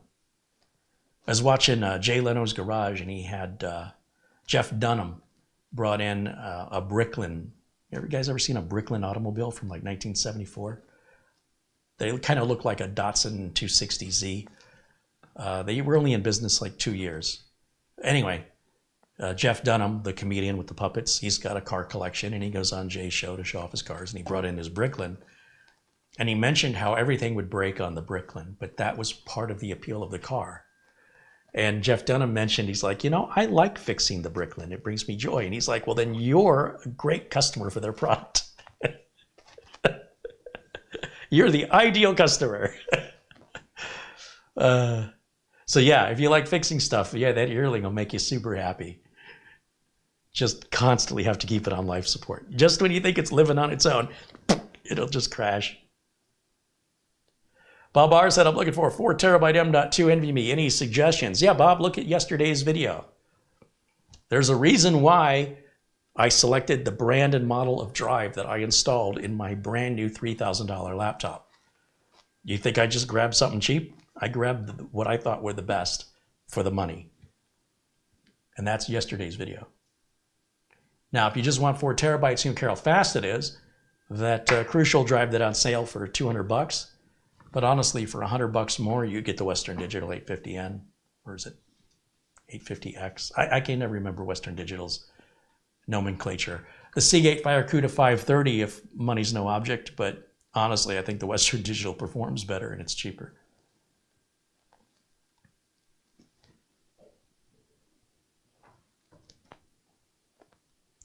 Nick Poverman said he's heading out for dinner. Well, I guess you're not opening up the new computer, huh? Well, it'll wait for you when you get back. I'd love to hear your thoughts on it once you've had a chance to evaluate it.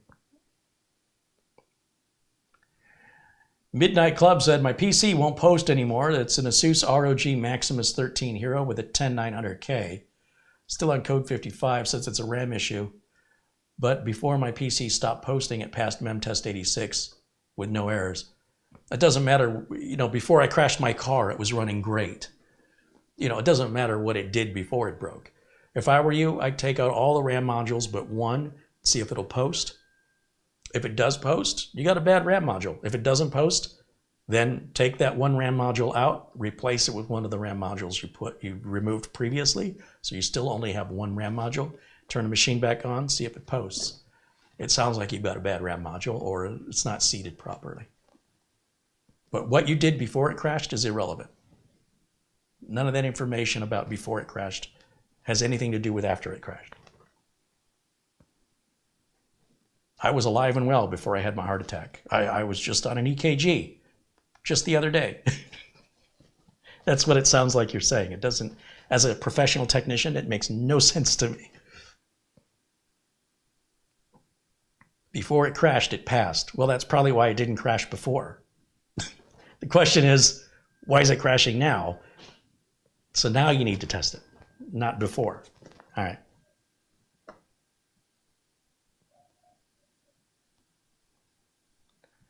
Glenn's Music mentions the author of Quality Land, Mark U. Kling.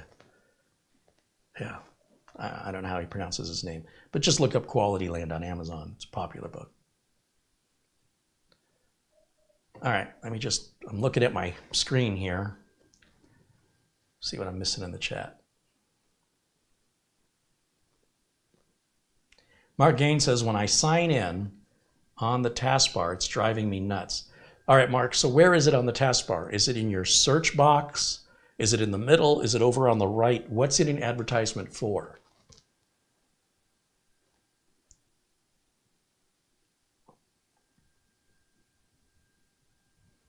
Matt Soloff says, I have a problem with Google on Windows Edge. I have and then it just stops. Joe Panico says, I built a system with an ASRock Steel Legend M-ATX, a micro ATX with a Western Digital Black NVMe. He's doing 7,700 megabytes per second, and it boots very fast with XMP enabled. So far, so good. Hey, maybe it was the model I got. Maybe that Z170 board just, I don't know, had a weird BIOS. Or maybe it's something ASRock has addressed. So good to know. Like I said, I don't have a lot of experience with ASRock because of the experiences I've had. Statistically, too many have had problems. If I have 100 boards and I have a problem with 20 of them, that's too high of an issue rate. I'm working on a bigger scale. So I would not suggest that every ASRock board has a problem, nor would I suggest that every Gigabyte board doesn't. Just so we're clear. I'm going off thousands of motherboards, and I have preferences based on the experience overall. Kind of an average, if you will.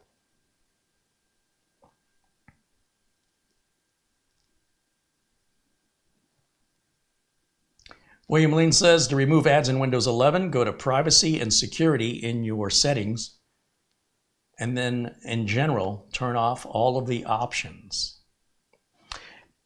Okay.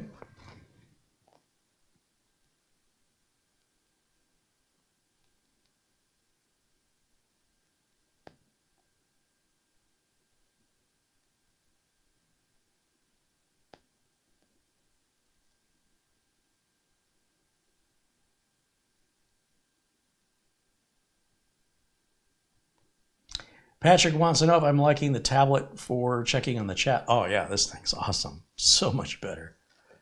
I don't know why I didn't think of this years ago. This is working great. Midnight Club said he has a PC that has a 6700K on an Asus Z170 board, and it takes a while to post, even on SSD. Yeah, well, I didn't have the problem on Gigabyte. That's all I'm saying. I couldn't tell you with Asus versus ASRock. Hey, Michael Dane joins us in the chat. Winston Liu contributes $1.10 Canadian. Thank you, Winston. Yates Network said Asus has been pretty good for him lately. He's switching away from MSI. He says, but Asus still does some pretty dumb things. Yeah, well, we all have our preferences. I think they're all legitimate companies doing the best they can.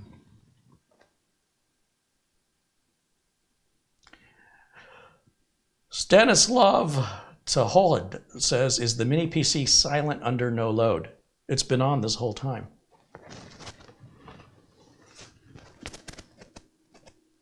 Can you hear it?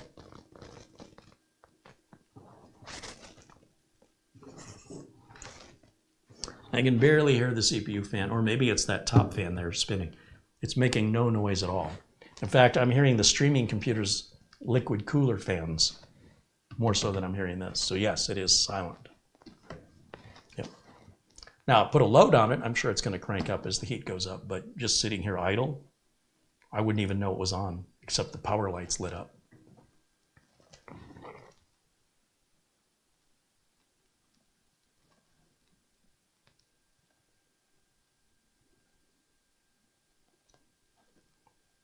Ian McLeod pops in the chat, says, hello all, happy Friday and happy weekend. Right on. Jeffrey Oldham says, I really appreciate your short video on removing those annoying icons from the search bar in Windows 10. The instructions are also there in Windows 11 in the video description below the video.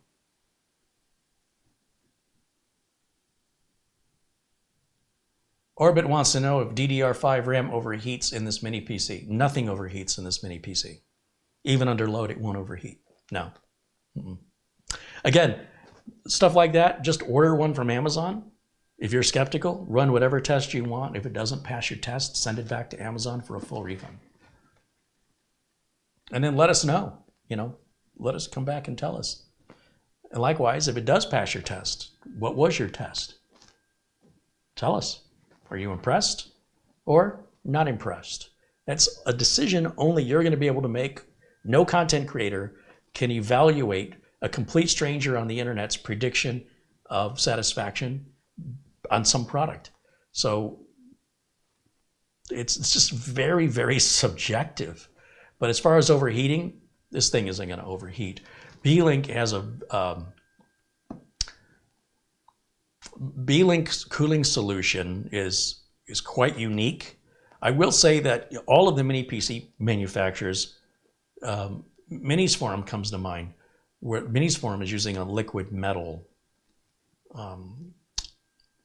heat transfer compound on the CPU, thermal compound. Beelink, what they do is they work on their airflow. That's their main concern. And if you look at the Beelink website, they show you all of the tests they've run and all of the temperatures. But now if you're somewhere in a very hot climate and you don't have air conditioning and this thing's running in a 90-degree room, then what you experience may be different because of your environment. So it depends on what you're running on the machine, how long you're running it, and what operating environment you're in, along with what your personal tolerance as a human being is. What you find acceptable may be completely different than what I find acceptable. So at the end of the day, you're just going to have to get one and try it. But I can tell you, I've not been able to overheat one of these yet. So for whatever that's worth.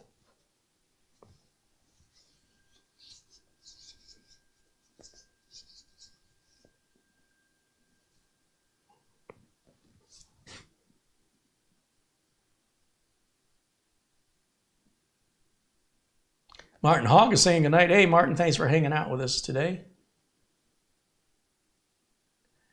Ian McLeod wants to know if the mini PC can be mounted on the back of a monitor. Yeah, we discussed that right in the beginning of the video. So hopefully you'll be able to go back and replay from the beginning and see all that you've missed. The short answer is yes.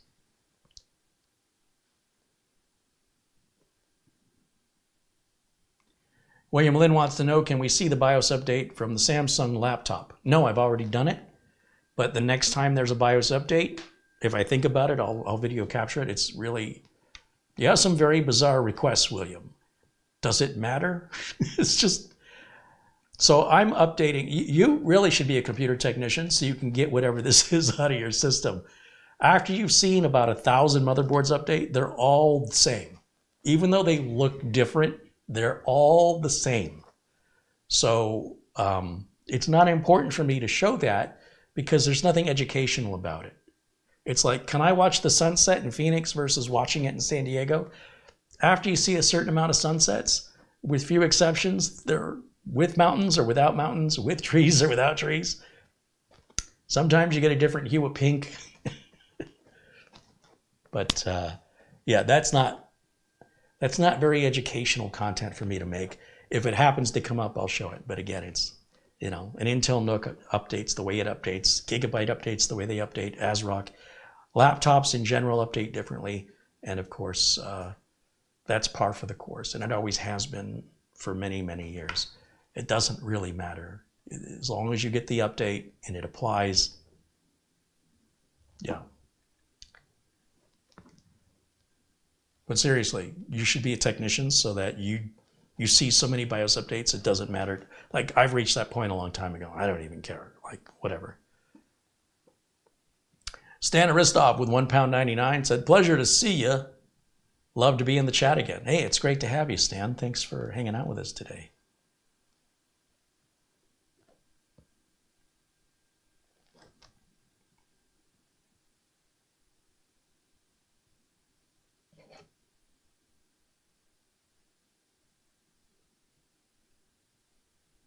Phil Hoffman said his mother had passed away recently. Oh, I'm so sorry to hear that. That's a tough one. You know,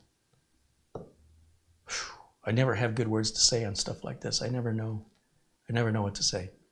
But you're among friends, and maybe we can distract you for a little while. It's about the best I think we can do under the circumstances.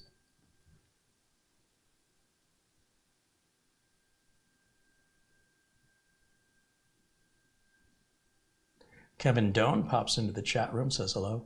Bob R said, is it buzzing? No, it's not buzzing.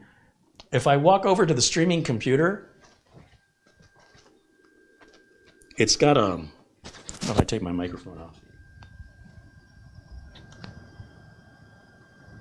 I have this big liquid cooler on the streamer, and it can be noisy. If I run any video editing on it, then that 3070 in there gets really noisy. The sound of fans. But if I took that liquid cooler out, that sound you're hearing in the background would be removed. Now, when I get the audio issues resolved here in Studio B, which by the way, I've got equipment sitting here. I had a package that I was waiting on so I could start working on this. And it said it was delivered last night and it never showed up.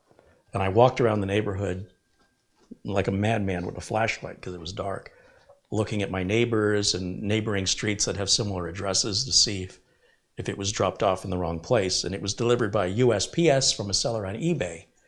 And the USPS listing says its scheduled delivery date is Saturday, April 20th, 2024.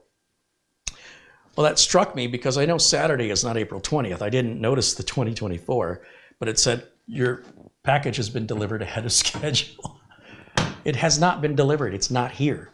So when the phone, when the door rang, I had to go get it because I thought maybe that's my neighbor bringing me my package. It's a $200 receiver. It's not going to do anybody any good. It's not worth it for them to steal it. And as far as I know, United States Postal Service hasn't been here. And I have cameras, and the cameras never went off. So I don't know if they're playing a game saying the package has been delivered when it hasn't, so that they're meeting their delivery quotas, what they're intending to drop it off today. I don't think he's been here today yet. This mailman here doesn't show up till 6, 7 o'clock at night. Sometimes he's here 11 o'clock in the morning. It's very weird. Amazon and FedEx will take a picture of where they left the package. Now, if the United States Post Office would do that, I could maybe recognize the door that it was left at amongst my neighbors. or they didn't actually deliver it and they're just meeting a quota by saying they did, and in fact, it'll show up later today. Now, I don't care. I don't need it right this minute, but it bothers me that it says it's delivered. So now for me to file a claim on eBay, I have to report to the seller that it wasn't delivered. The seller's going to say, hey, you're trying to pull a scam. Tracking says it was delivered. Like, hey, buddy, you got to look at my feedback on eBay. I've been on eBay since 1998. I have zero ever negative feedback. It's 100% positive. So why would I lie? So we're going to have that conversation. I cannot open a claim because I'm the recipient. Only the sender can open a claim because it's USPS. And I don't want to start that conversation until the end of business today, to just give my neighbors a chance to bring it over if it was in fact misdelivered, or give the mailman an opportunity to drop it off. Because if it was just a mistake that'll be corrected within 24 hours, I'm not going to freak out. But if I don't have it by tomorrow, yeah, I got to write a letter to the seller and say this never showed up. And then we're going to have that conversation. Unfortunately, the receiver I ordered is no longer made. It's for a Sennheiser G3 wireless mic pack. And they haven't made them in years. So I have no choice but to order it used.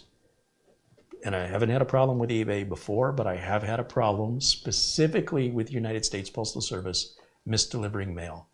Like the amount of misdelivered mail, I get other people's mail, other people get my mail at least once a month here in Studio B.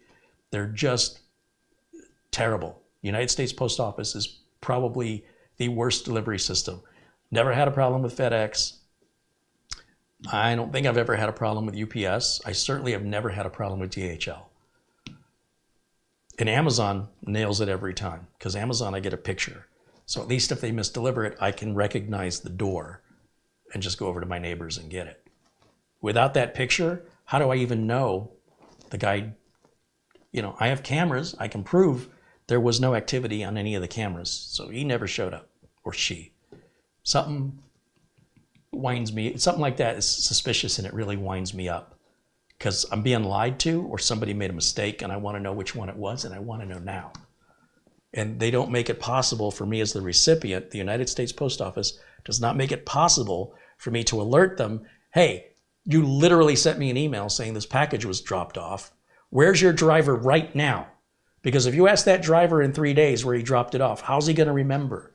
You need to know right this minute. There should be a way for me to click a button and say, alert, wherever that package was just dropped off, it's not at the right address, or that mail person is lying and didn't drop it off, and they're going to, throw it in the trash.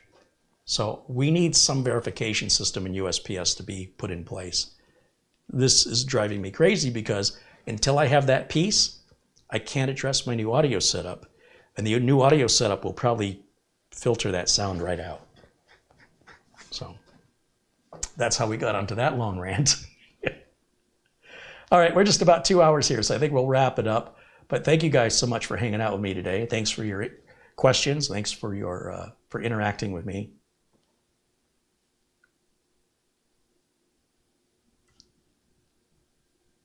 Stan Aristov said, same here in the UK where I live. I get the neighbor's mail, they get mine. Yeah, that's like a routine. I'm like trading mail with my neighbors at least once a month.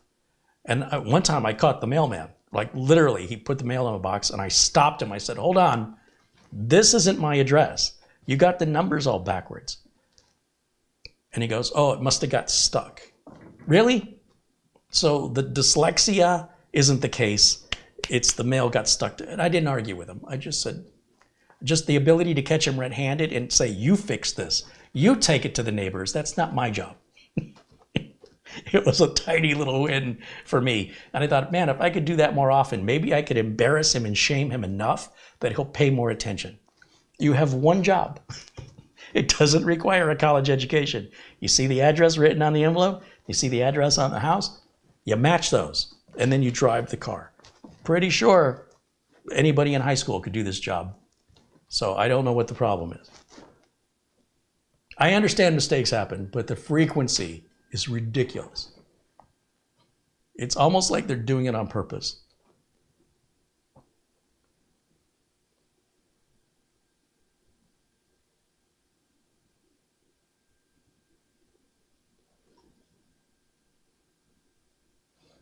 I hold all my stuff for pickup. Yeah, it's an interesting idea. I don't know which is worse. Driving 3 miles to the post office or walking 2 houses down to my neighbor's once I realize which neighbor it is.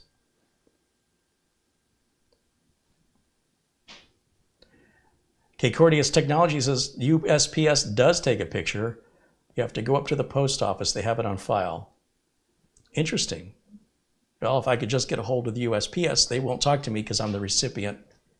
They say I have to go through the sender.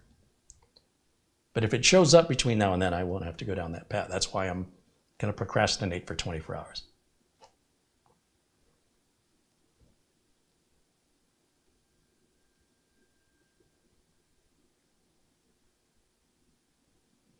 Wintermute posts a link to Mark Gaines. He says, here is a link that shows you how to disable notification ads on Windows 11 and posts a reputable link to windowscentral.com. That's a reputable link. I would definitely follow that, Mark. I forgot about Mark's follow-up. Carrie, the ads are on the right-hand corner. It's all Microsoft stuff. So on all my Windows 11 computers, I've not seen any ads pop up on the right corner. So I don't know if you've installed something I don't have, but I don't know what that that's a notification area, the right side, just so you know. You could turn notifications off. Usually the ads, anything that pops up will have a little gear icon.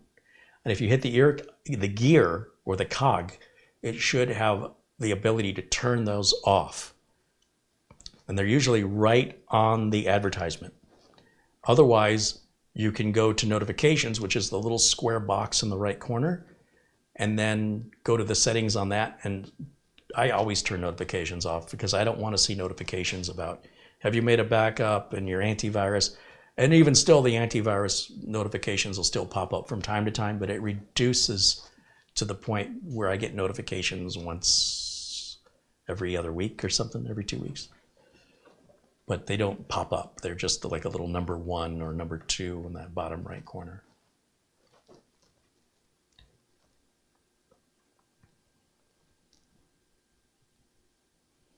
And Steve Dodd has been a member now for 5 months. Right on, Steve. Thanks for being a member. Bob R. said you could sign up for USPS mail notifications for mail delivery. Well, how do you think I knew the package was delivered, Bob? Are we failing to communicate? I just said I got a notification the package was delivered. How do you think I got that? All right. I know you're trying to be helpful, but I'm trying to figure out, did I leave a part of my story out? I'm confused. Bob says we're all spoiled by Amazon super delivery. Ain't that the truth? But here's the thing. What magic potion does Amazon have that the post office can't do? I mean, the post office is the one with all the experience. They're the OG of mail delivery. But Amazon's only been in business since the 90s, and they're putting the post office to shame. Now, is there something the post office can't replicate? They can't reverse engineer that like they do with cars? Go buy your competitor's car and dismantle it so you can see what they're doing? Why doesn't the post office do that? They don't care.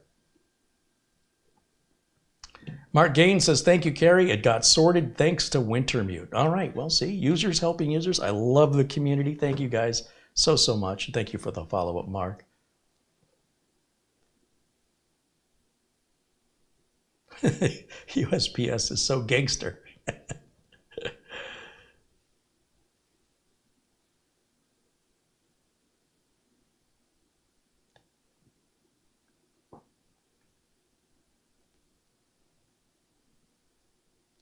All right.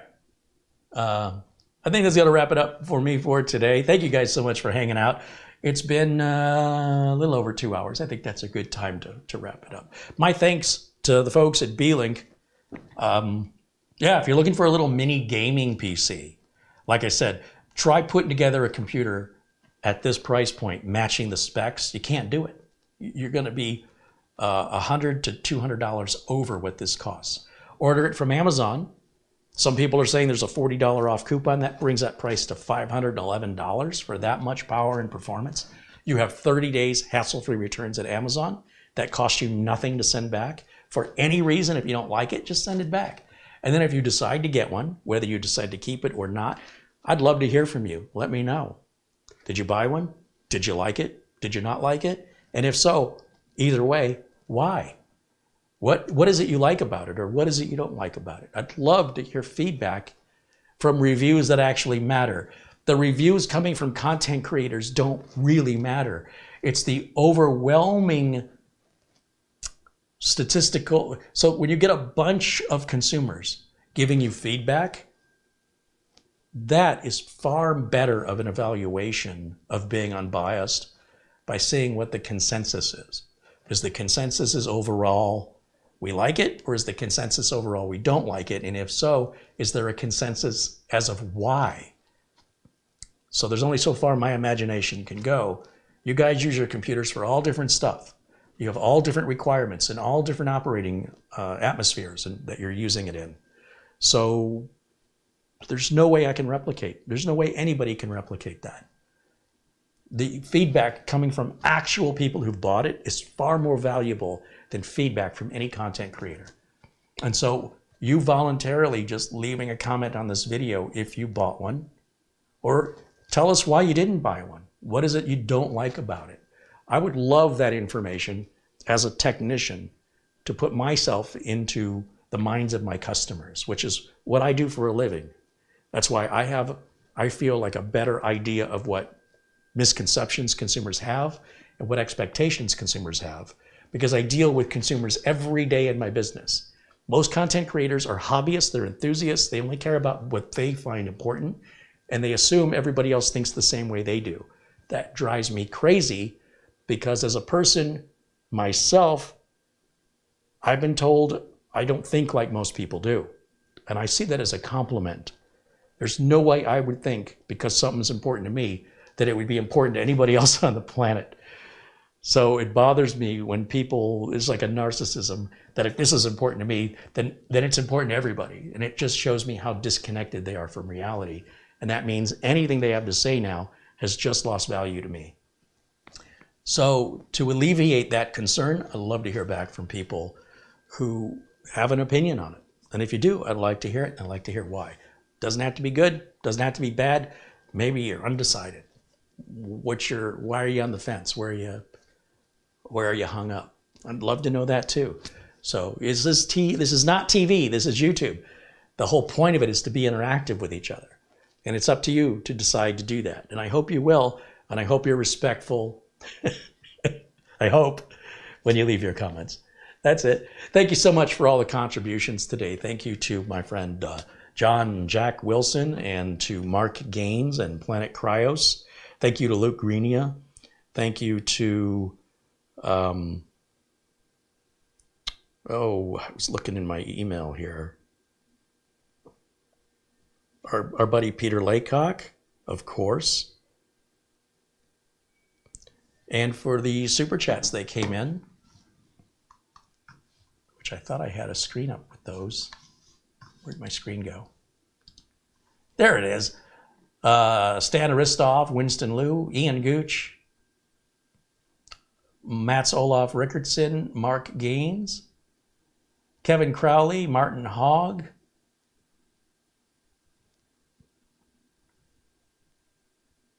Alan Lindas,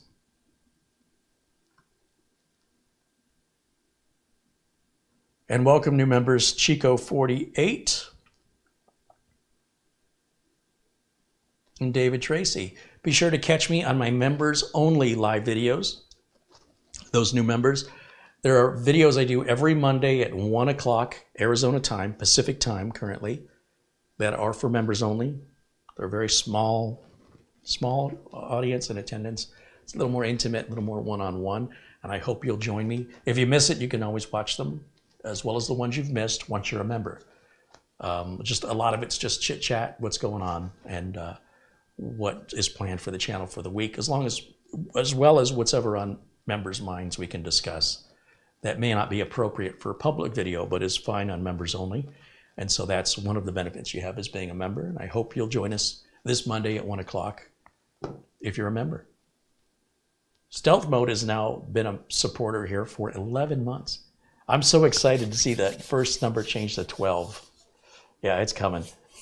Lord Terry of Franklin says, have a great weekend all. And Chris Garrett said eBay's going to catch on to these scammers. I don't know. I don't think this guy's a scammer. He's got good feedback, but one way or the other, it'll sort itself out. Thank you guys so much for hanging out. Thank you to Beelink. Thank you to Camera Girl for the thumbnail. Great job on the thumbnail and the close-up camera work. I will see you all again very, very soon. And until next time, bye for now.